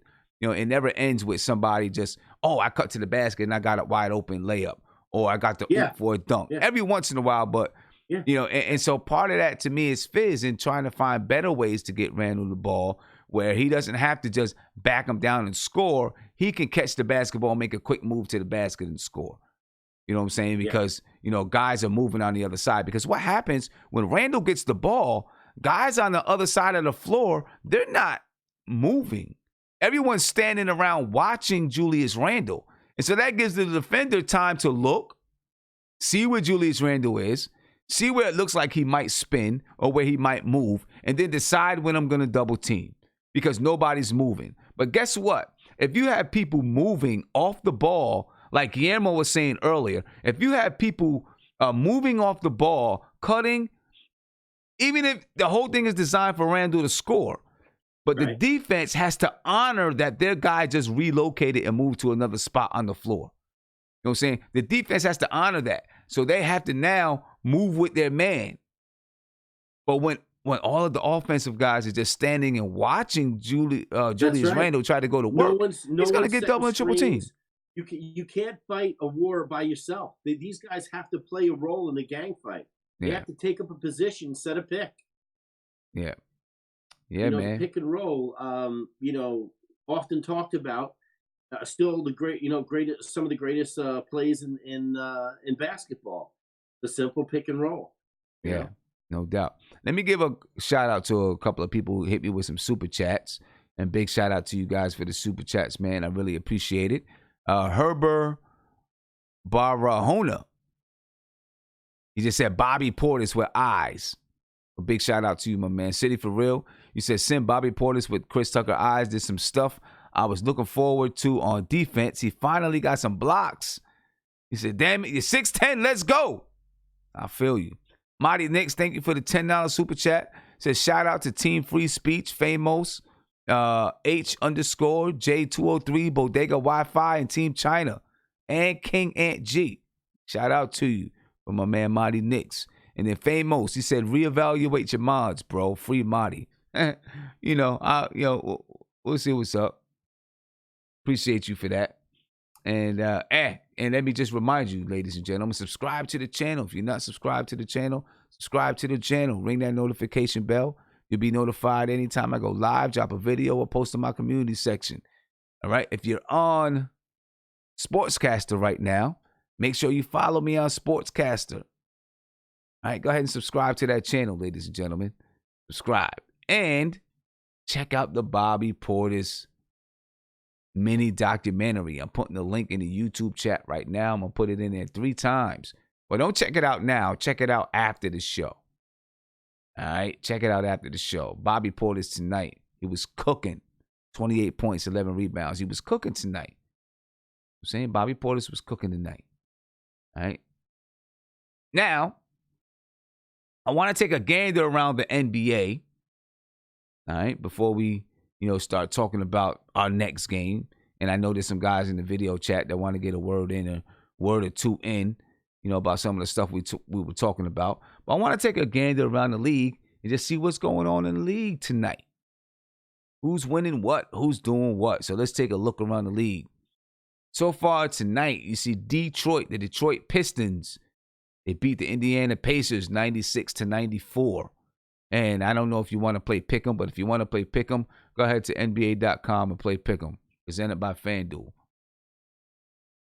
Anyway, the Detroit Pistons, they defeated the Indiana Pacers 96-94. Obviously, you've seen the Knicks beat the Chicago Bulls 105-98. The Philadelphia 76ers, they beat the Atlanta Hawks 105-103. The Sixers are 3-0 on the season. The Atlanta Hawks are 2-1. Joel Embiid had 35 points, 13 rebounds, and 5 assists. The Toronto Raptors, they defeated the Orlando Magic. Siakam had 24 points, 9 rebounds, 3 assists. Siakam, he's looking to be an all-star this year, ladies and gentlemen. He is. Houston Rockets, they won tonight. James Harden had 40 points, 7 assists, and 3 rebounds. The Rockets won once. They defeated the Oklahoma City Thunder 116-112. Excuse me, I'm tired. I've been on the road for 7 hours today. Rockets are 2-1. The Thunder are 1-3. Milwaukee Bucks, they're 2-1 on the season. They beat the Cleveland Cavaliers 129-112. And Antetokounmpo had 14 points, 10 rebounds, 7 assists. The Golden State Warriors got their first win of the season. They scored 134 points. They beat the New Orleans Pelicans 134-123. Steph Curry, he had 26 points, 11 assists, and 3 steals. San Antonio Spurs won tonight. They're now 3-0 on the season. They beat the Portland Trailblazers 113-110. DeMar DeRozan had 27 points, 7 rebounds. The Phoenix Suns are leading the Utah Jazz 83-77 with 6 minutes left in the fourth quarter. At the moment, the Denver Nuggets, they're leading the Sacramento Kings 94-88. And the Charlotte Hornets, the Los Angeles Clippers, are beating the Charlotte Hornets 86-74 at the end of the third quarter, going into the fourth quarter. That's what's going on today. Let's take a look at the standings so far this season. And obviously, this is very, very early in the season, but we'll take a look at them anyway. Right now, the Philadelphia 76ers, they lead the Eastern Conference. They're 3-0. Followed by the Toronto Raptors, who are 3-1. And I'm going to tell you what, everybody sleeping on the Raptors and think that the Raptors are just going to have a bad season because Kawhi Leonard left. I don't know, man. I think the Raptors are going to continue to fight, continue to be good. Especially if Pascal Siakam continues to play the way that he's been playing so far. You know what I mean? Toronto, I still had them in the playoffs, and I think they'll still make the playoffs. The Hawks, third in the East, 2-1. Milwaukee Bucks, 2-1. Miami Heat, 2-1. Boston Celtics are 2-1. The Pistons are 2-2. And the eighth spot is Orlando. They're 1-2. Cleveland 1-2. The Nets are 1-2. The Nets are 1-2. The Nets are 1-2. And they barely beat the Knicks at home. They really should be 0-3. All right, the Hornets 1-2, Wizards 1-2, Knicks 1-3, Chicago Bulls 1-3, and the Pacers are 0-3 on the season so far. Looking at the Western Conference right now, the Spurs lead the Western Conference. They're 3-0. The Timberwolves are 3-0. The Nuggets are 2-0. The Suns are 2-1. The Clippers are 2-1. The Lakers 2-1. Utah Jazz 2-1. The Rockets 2-1. Dallas Mavericks 2-1. The Trailblazers 2-2. They're really, really deep out in the West. Even the Golden State Warriors, they still got a shot to make the playoffs, folks, and they're 1-2. Right? The Grizzlies 1-2. Oklahoma City Thunder 1-3. The Kings are 0-3, and the New Orleans Pelicans are 0-4. And we'll see if the Pelicans can bide their time until Zion Williamson makes it back. Right now, that's the NBA standings, ladies and gentlemen. And, we'll get to some of you guys. I know you guys in the chat have some things that you want to say, so I'm going to get to you right now so you can say what it is that you want to say. Because after this, we're going to talk about the Knicks' next game. Some things we might need to do to win that next game. So, Nate, I'm pretty sure you have something that you want to say. And so I'll get to you before you even have a chance to put your hands up, man. Go ahead.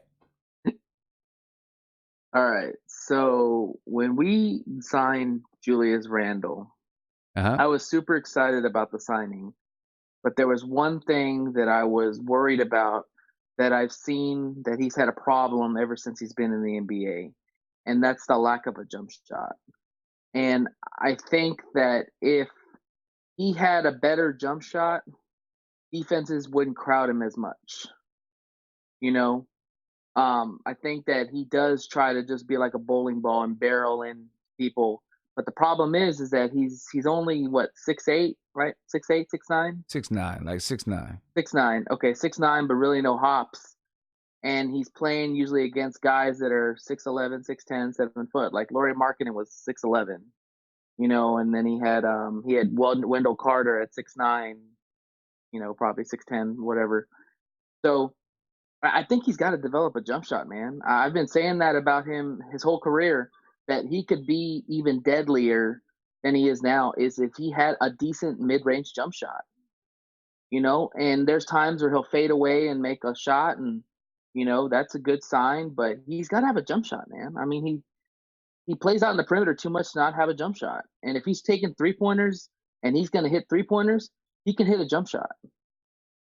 I feel like that's the biggest problem he has outside of his defense is he just doesn't try to take jump shots. He just tries to go into the paint. It's all or nothing. And a lot of times, you're going to see games like this, 8 turnovers. Look at the Spurs game. He played so well in the Spurs game, but at the end, he lost the ball. He's just not that – he doesn't need to have the ball in his hands as much. But either take a jump shot, make the pass, or decide if you're going to go in the paint or do something, I just feel like that's been his biggest problem is that he's just never had a consistent jump shot ever since he was in his Lakers days. Okay. He's taken a few. So you mean mid-range jump shot, you're saying? Yeah, just like a mid-range jump shot. Like if you get into the paint, take a jump shot instead of letting the defense come right to you, because the defenses are reading the scouting reports. This guy likes to barrel in the paint. He likes to drive to the cup, and what we're going to do is we're going to put bigs all around him. So if he could take a jump shot, people might be like, "Oh crap!" Now we got to play him for a jump shot. And if he gets better at a fake, then he could fake it and get to the paint or get to the cup. I'm just trying to think of ways where he doesn't have to create so much traffic. Yeah, and he has to be more calculative with the way that he gets his shots, because right now the Knicks so far this season are actually shooting 43% from three. And it's a small sample size, right? But we're shooting 43% from three. That's what we are right now on the season. It's sixth in the league behind the Charlotte Hornets, who are shooting 45%. I'm sorry. No, the Knicks are shooting 38.7%, and it's sixth in the league. Seventh in the league behind the Miami Heat, who is shooting 38.8%. All right, so 38.7% is not bad. We probably can shoot. Maybe we can shoot a little bit better. Like I said, that's good for seventh in the league. To spread the floor out for Julius Randle a little bit more. But he has to be more calculative at the way that, when he has the ball in his hands, he just has to calculate and be able to see. It's going to take some time for him to get used to that. He doesn't have to panic, he's got to be smarter with his passes. Like the passes to Bobby Portis were spot on. That's exactly what he needs to do, not panic. But also, too, Fizdale's got to get more spacing on the floor. And if that means putting more shooters out there, for the guys not to be so for the defenders not to be so clogged up in the paint, then you got to do it. At least if you have Randle out there, because Randle plays better in space. Yeah, and he can blow by pretty much bigs if he's got a one-on-one situation. But when you've got like 2 or 3 bigs in the paint, Randle's not going to be able to be as effective, because he's either going to get blocked, he's going to get a jump ball, or he's going to maybe get a foul. Yeah. You know, and right Okay. now he's not getting the fouls. I mean, if you watch the game, I mean, there were like 20 million times where he went up and they blocked him. They blocked him or stole the ball from him. So he's not getting the calls. So he So needs to change his game a little bit. all right. The Knicks versus Orlando. Let's start talking about that. I mean, who is Orlando starting five? Is it Bamba, Fultz? I'm not sure who their Gordon? starting five is right now. Let's check that out. Let's see Yeah. who Who's their Orlando point is guard? going Is with. it DJ? I'm about to check it out right now. I'm not sure. I'm about to check it out and see what they're doing. Let's see. The Orlando Magic. And somehow everybody just logged up out of here. So I don't know. Maybe it was the appearing, but everybody's gone. All right. So the Orlando Magic right now, they're 29th in the league in scoring, 18th in the league in rebounding, 26th in the league in assists per game. Right. Let me see. Let's see if we can break down and see who the Orlando Magic starts. Who are their starters? What does their team look like?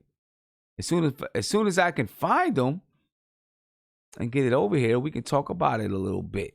But I'm having a hard time finding them. So let's see what's going on. The Orlando Magic right now, 96 points per game, 97.3. They scored 96 points per game. They give up 97.3 points per game. They average 46.3 rebounds per game. All right, 20.3 assists per game. They're on a 2-game losing streak at the moment. All right, the Orlando Magic, they lost to the Toronto Raptors tonight, 104-95. And their starting five was DJ Augustine, Evan Fournier, Nikolai Vucevic, Aaron Gordon, and Jonathan Isaac.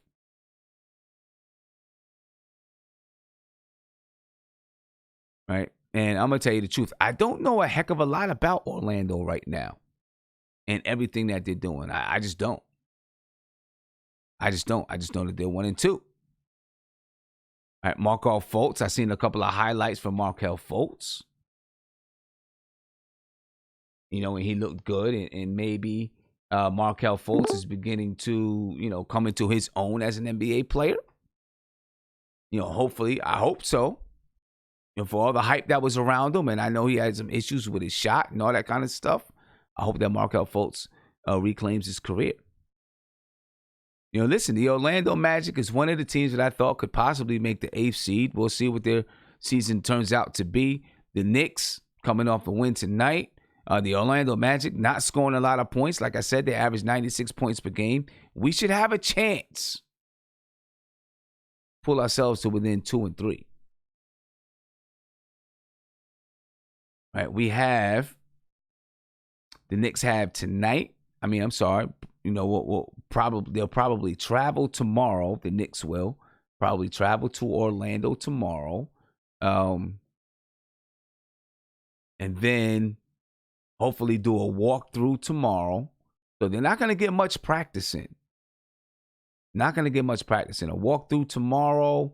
And then they play Orlando on Wednesday. And then they'll be in Boston on Friday. Not much practice time. Right? Then they'll be back home on Sunday to play the Kings. So let's take a look at their schedule. We're gonna, we'll take a look at their schedule and look at what's coming next for the Knicks. Right? Because as I was saying before, we're hitting maybe a soft spot where the Knicks can possibly go on a bit of a run. You won tonight. By winning tonight, you kind of, I don't know if I'm ready to say salvage the season.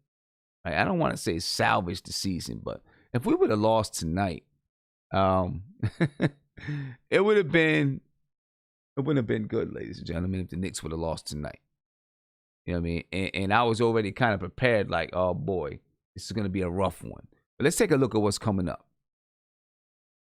All right, the Knicks play Orlando in Orlando on Wednesday. And then they go to Boston on Friday. And then coming up, here's the teams they got coming up, ladies and gentlemen. Like I said, kind of a soft schedule, a soft spot in our schedule.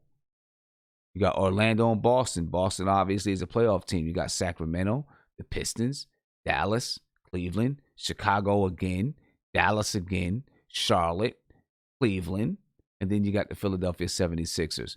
This right here starts a rough stretch in our schedule. Okay, so for the next 10 games, 1, 2, 3, 4, 5, 6, 7, 8, 9, 10 games. The next 10 games, we would have what I would call a favorable schedule. Teams that we could beat. I'm not going to say that we should beat. I'm just going to say teams that we could beat and will have a chance to beat in these next 10 games.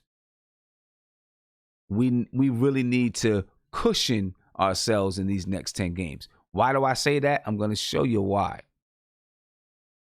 Right? Because after we play Cleveland on November the 18th, then we play Philadelphia on November the 20th, Spurs on the 23rd, the Nets on the 24th, the Raptors on the 27th, the Sixers on the 29th, the Celtics again on December 1st, the Bucks on December 7th, the Nuggets on December 5th, the Pacers on December 7th, the Trailblazers on December 10th, the Warriors on December 11th, and the Sacramento Kings on December 13th, and they're a decent team. And then the Denver Nuggets on December the 16th. That's a tough schedule. So these next 10 games are going to be crucial for the Knicks. They're going to be critical. I was hoping that the Knicks could get one of the first three. That's what I wanted.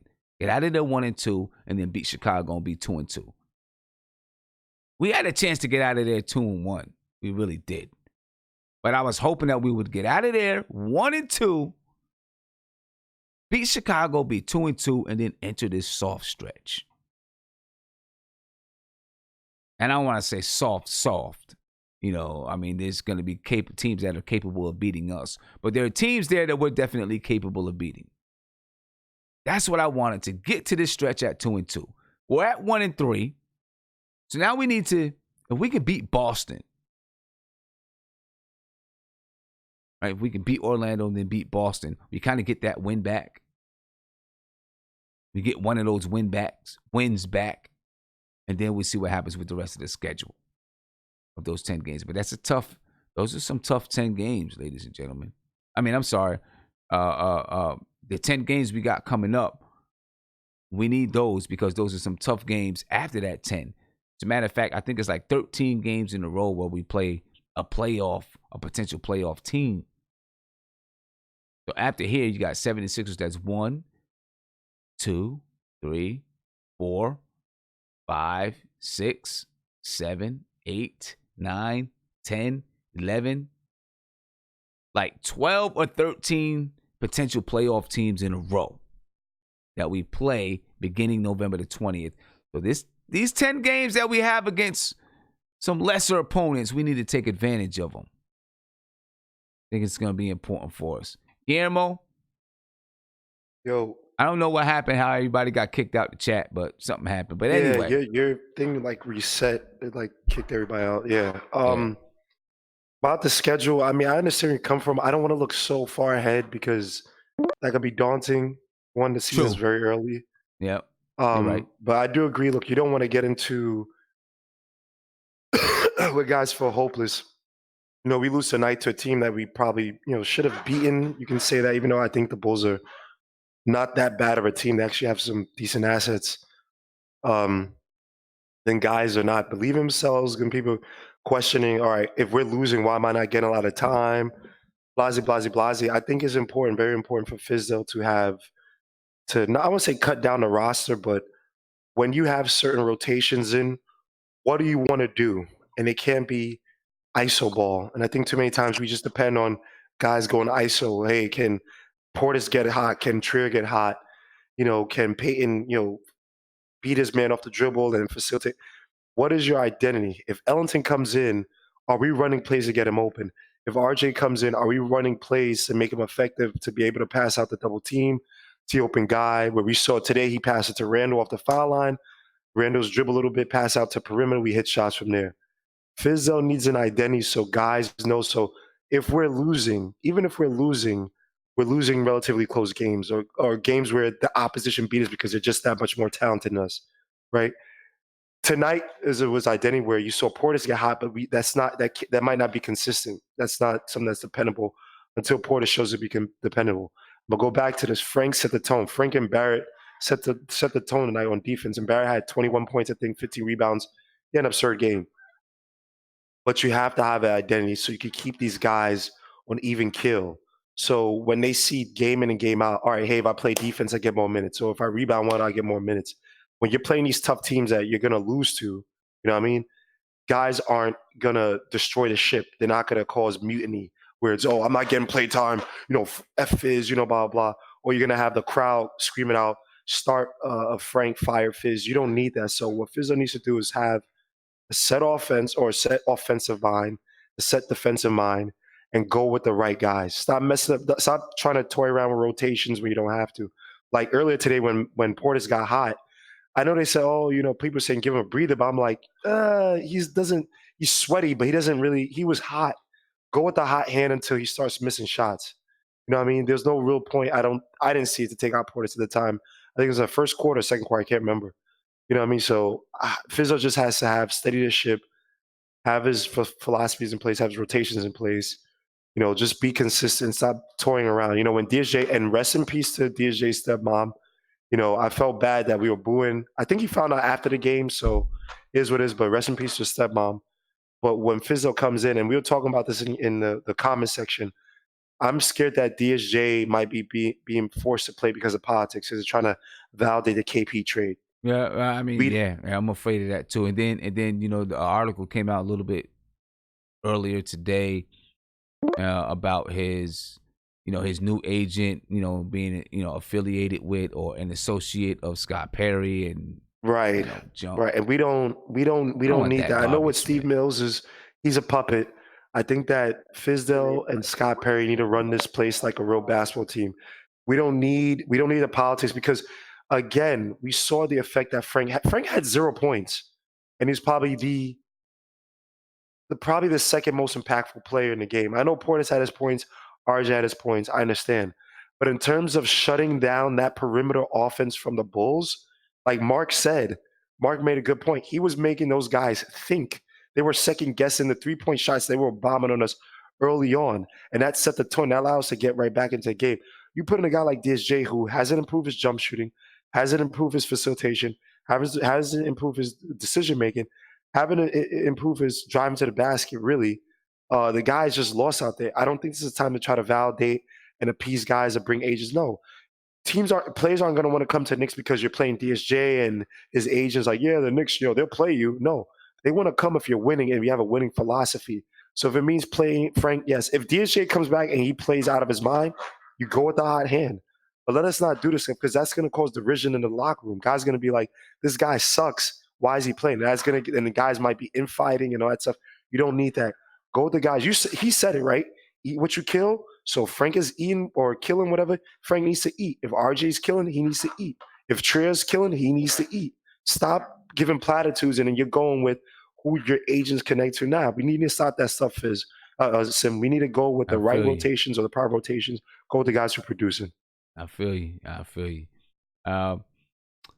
Speaking of Bobby Portis led us tonight. Before we get out of here, I just want to listen to one more interview of Bobby Portis, and then I'm going to get you guys' take on Guillermo, I got yours. I'll get Mark and Nate's take on the Orlando game, and then I'll be up out of here. I do want to remind you to check out that Bobby Portis mini documentary as soon as we're done here tonight. It's only 8 minutes long, so you can afford the time to check it out. But let's take a listen to Bobby Portis, ladies and gentlemen. This is Bobby Portis. We listened to him one time directly after the game. This is Bobby Portis once again. He led the Knicks tonight, 28 points, 11 rebounds, his best game of the season so far. This is Bobby Portis. The first 3 games just didn't have a rhythm. Been putting time in each and every night, to find my spots on the floor. They're trying to learn offense a little bit better. And, tonight, some shots fell for me. I don't really hold any bitter things against the Bulls anymore. Obviously, the first time we played the team, we had that crazy anxiety, like you can't wait to play them. But now they're just another basketball team to me. If you made your first shot, though, you didn't turn to the bench. I turned to the bench after I hit the top of the key threes that put us ahead. That was a special moment to me a little bit. You have a good relationship with Coach Boylan afterwards, and he said a lot of nice things about you in terms of being one of his favorite players. So what was it like to beat him and actually talk to him after the game? No, it's fun, man. That's my 4th time playing him now. When I got traded last February, I played him 3 times with the Wizards. So it's always fun seeing old teammates, old goals, and it's always fun competing against those guys. But it's glad our team got a win tonight. It's like team for you guys. 1-3 and down 18 early, down 8 again, a couple minutes left. What did it feel like to feel that ending? It was great, man. We put ourselves in a big hole early on. We fought back and played together as a unit. Played 48 minutes of basketball tonight, and I think that our team took a step forward tonight, and I can't wait to Wednesday. We're gonna enjoy this to midnight. When midnight comes around, it's over with, and we have to get ready for the Magic. But for the now, I'm happy for each and one of my guys. Everybody went out there and gave it their all. With the way Saturday's game ended, there's special emphasis. Yeah, it hurt, man. It hurt. It hurts when especially at home when someone comes in and smacks you in the mouth, and we don't respond. We didn't respond, and Coach Fields on our tails yesterday. You probably have off day when you have back-to-back. We didn't have off day. Came in and still put the work in, and he emphasized us. Playing harder, getting back on defense, and just trying to pack the paint. So I think our team did a good job of that tonight, and it was fun getting the win, man. We didn't want to go down 0-4, trying to dig ourselves in the hole, and it was fun. Looked like you said something after your first basket to the Chicago bench. What was that? I'm just an animated player, man. I don't know what I be saying sometimes. I just have fun. I love playing this game. I play with a ton of energy, a ton of toughness, and I'm just being myself. I feel like I won myself the first couple of games, and I didn't bring that energy, so I had to get back to being who I am. And when you're dribbling out the clock, the way where those, you have fun too. Yeah, that was fun, man. Just knowing that the game's over, we have the game on lock, and it's always fun when the team just calls it off. Says this game, not gonna foul anymore. That's always a good feeling. Did you hear the crowd? Yeah, it's kind of hard not to hear. Yeah, it's what 20. How many fans? How much? 19,000. 19,000 fans, man. So it's funny, when they call your name. That was my first time actually ever having me. So on any arena, in any team? Nah, when I was in high school and college, it was a little different. When I got to the pros, it's never been about me. I've always been a role player type of guy. Team mentality type of guy. So to hear that, for the first time, it was fun. Yeah, big shout out to Bobby Portis, man. Listen, he's got a lot of energy on the floor, right? But he's a quiet dude. Besides then, you know what I'm saying. So let's finish off. Of course, Bobby Portis was the leading man tonight, but let's finish this off by listening to Coach David Fizdale. All right, find out what David Fizdale has to say on tonight's game. And we can head up out of here, ladies and gentlemen. All right. This is David Fizdale, ladies and gentlemen. Listen up here. David Fizdale on tonight's game. I think one thing we can say about this team for sure, 3 out of the 4 games, we got a lot of fight in us. We don't ever lay down. And like I said, the other night I just thought we just ran out of emotional juice. And but I knew we would fight back. I didn't know if we can get over the hump, but I knew we would fight back, and they did that. They trusted tonight in that second half, and our bench was fantastic. Coach, you had 25 offensive rebounds, out-rebounded them 60-38. How significant was that in really controlling, the comeback? But I think it was stemmed from our ball movement and trusting the next guy and having them scramble a little bit. It opened up opportunities for us to crash the glass. And so, you know, that was a hard-fought game. That's a good young team. They're fast, well-coached. Jim Boylan, who I worked with in Golden State, and I really learned a lot of basketball stuff from him. He's a heck of a coach, man, and that team's gonna keep getting better. David, you talked about juice. What about Bobby Portis's juice, so to speak, is unique? We just been waiting for him. You know, he's been playing a little tight, trying to be perfect, and you know, we talked a lot about it. And I said, you know, just keep letting that thing fly, and keep attacking and being yourself, and you know, show your passion for it. Don't hold back. And tonight he really unleashed it. I mean, he that is a game that he had there, and. But I think a lot of it, too, was Julius was trusting. And Julius found him a lot of times in those corners, making those easy plays. So, you know, it's a team effort. Why do you think the ball movement was there, and from Julius especially in those last 4 or 5 minutes, and it had been kind of lacking before that? It takes time. It's not going to happen overnight, you know, and guys understanding the spacing and where people are going to be and just being willing to make that play. Seeing that play. You know, we watched a ton of film with Julius. We put him in a lot of situations in practice so that he can start seeing those outlets when people are really loading up to him. And so he's going to get better and better because his agenda is pure. And I always feel like guys improve when they're about the team. That's kind of what I was going to ask you. Randle looked like he was a little frustrated with what they were sending at him. And then he had those 2 straight kickouts to Bobby for the 3-pointers there. Yeah. Just persistence or... Yeah, and how many times you gonna run your head against the wall? And he finally said, "Wait a minute, I'm running into traffic right now. I just got to move the ball. It's not gonna be me tonight." And you know, that's a big step for him to do that. Yeah, what do you think about Frank? Obviously, he couldn't buy a shot. Fantastic. Frank's minutes, didn't matter. His minutes were fantastic. I mean, he guarded, he set the tone defensively. He made some nice plays to set people up. He got us organized. You know, the shots will fall for him, but the thing I'm proud of is how he kept himself ready. Just like I knew he was. I was watching him. Every day he wasn't playing. He was in the gym getting a sweat and just letting me know, Coach, I'm ready when you need me. So I was really proud of his effort. Talk about the work on the boards by 2 young guys, Mitch and RJ. They go after that ball. I think RJ likes to go get it because he wants to get the ball in his hands to go make a play. But, you know, Mitch is really, I think he's an elite offensive rebounder. I think it only happens, though, when we move the ball.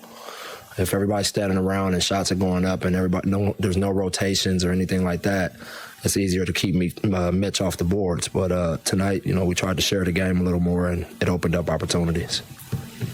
You fought back for like 2.5 quarters just to get even. I think it was 88-88, and then they jump out 8 on you again. It was a timeout. I mean, when you're talking to them, I mean, can you sense that they're frustrated, or are they? No, they held their composure, and that's, you know, we're trying to learn from prior games. You know, where, you know, the Spurs game we lost it when we got it back, and in Brooklyn we kind of lost it when we got it back, and so experience pays off, and they just stayed with it. They executed out of timeout, and you know, made the right plays, and then we put together some stops. Kevin had some big shots late too. I mean, are you seeing a much more confident player than he was last year? I mean, you see him. I mean, you remember last year he was unsure, which a lot of kids are. You know, that first year, and now he's starting to understand. You know, he sees the game a little slower. I think he's physically more confident. You know, he spent a lot of time working on his shot and simplifying his shot. You know, and so when it leaves his hands, I feel like it's got a really good chance of going in now. Coach, with Alfred's injury, any update there? And did it change the way you were going to use Frank late in the game? No, I thought, you know, Frank was playing a good game for us, you know, and so I don't know if I would have went back to Alfred or not. I thought Alfred was playing some solid minutes as well, but, you know, I'm not sure where it's at right now with Alfred, if he's going to be out or not. I got to wait to hear from the trainers, but, you know, we just got to keep next man up, and, you know, I trust all these guys.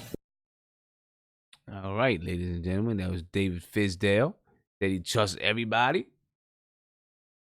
You know, has some good words to say about Frank. You know, I like the way, listen, he repeated and said some of the same things that we've already said here on the chat. You know what I'm saying? He set the tone defensively. I mean, he set the tone defensively. And, you know, Guillermo is giving me a thumbs down. You don't think that he said the same thing? You don't like what he said about Frank? Hold up. Let me get you unmuted. You don't like what he said about Frank, Guillermo? Fizdale's a politician, bro. This is not as if you didn't know Frank could do this. Frank shut down. You know what I get mad about Fizdale? You played 2 guards who Frank shut down last year or defended extremely well last year. Kyrie and Kemba. And you're gonna sit here and talk about I love the minutes. Well, someone in the chat, I've been looking up. Someone in the chat said that Peyton got hurt. He had a hamstring, something happened with his hamstring, whatever. And DSJ is out. So it seems like you're more so forced to play Frank, and then Frank's defense, as usual, came into play. This guy, you could have played him when DSJ, like on Saturday, you played DSJ in the first half. Fine, he sucked. You played him. We were saying this, Sim. We were like, you got to put Frank in. There's no way DSJ comes back in. DSJ comes right back into the game. So what is it? How much more film do you need to have to show you that at the very least Frank can on an average day can shut down the opposing team's point guards? Well, and so now you've been stuck with it. Like, this guy is a politician. All he does is just talk and platitudes. I'm tired of this crap. You knew Frank could do that. Yeah, I mean, obviously he knew Frank could do that, right? The only thing I will say is he did say at the end of the last game, you know, when he did his interview, that he alluded to that Frank would play. Before, I don't know if they knew anything about his mother. I don't know that whole situation there or not. But, you know, hey, I don't know. Orlando, Mark. Orlando. I'm about to get out of here. And Guillermo, make sure you make sure you get some salt water on that throat, man. You must be still be sore from yelling at the game. You make sure you get some salt water on that throat, man. Oh man, for a 30-point loss. Yeah, I can tell. I can hear it, man. You got, yeah. Go ahead, Mark. You hear me? Yeah, I can hear you. Orlando, they run good sets. They're a gritty team. They play good. Who do they play tonight? They played Toronto tonight. They lost. Oh, so again, because Toronto defense is that good, Orlando can score. They will score on us if we don't play good defense like we did tonight. Put it like that. Because that coach for them can coach, and he can coach offense. He will get their guys to score. And Vucevic, man, you know how he do us. Yeah, I know. Stop Vucevic. I know. And they got athletes. So again, Randle, listen, right now they're averaging 96 points a game. They're giving up 97 points a game.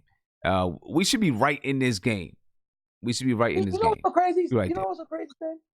It was just the opening night that sucked. But we was in all those games. So I'm not really too hard. It was just we were in all those games. We were. Like I said, the effort is there by us, but tomorrow, find a way to stop Vucevic. Take him out the game. Man. All right. All right. Hey, listen, ladies and gentlemen, sorry about that, Mark. I'm about to head up out of here, man. It's late. It's 1 o'clock in the morning. I've been driving for 6-7 hours tonight. You know what I'm saying? I need some rest.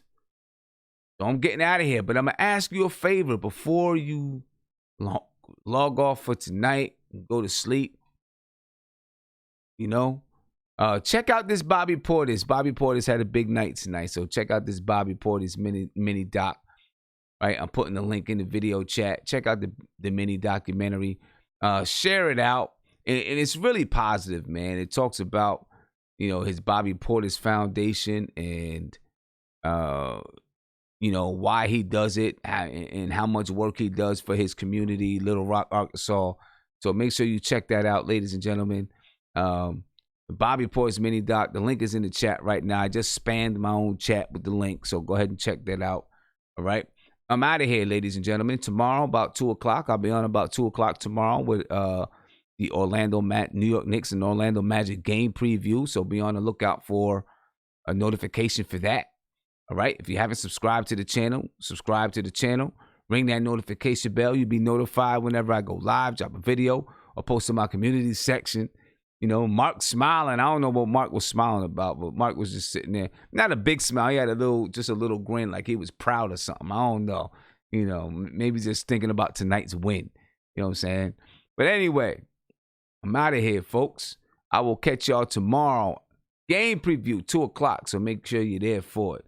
I'll catch you guys tomorrow. Be peaceful. Check out that Bobby Portis. Make sure you check out that Bobby Portis mini doc. Got 8 minutes, man. So if you stayed up this late, you might as well stay up for another 8 minutes and check out the mini documentary. All right, folks? I'll catch y'all tomorrow. Peace.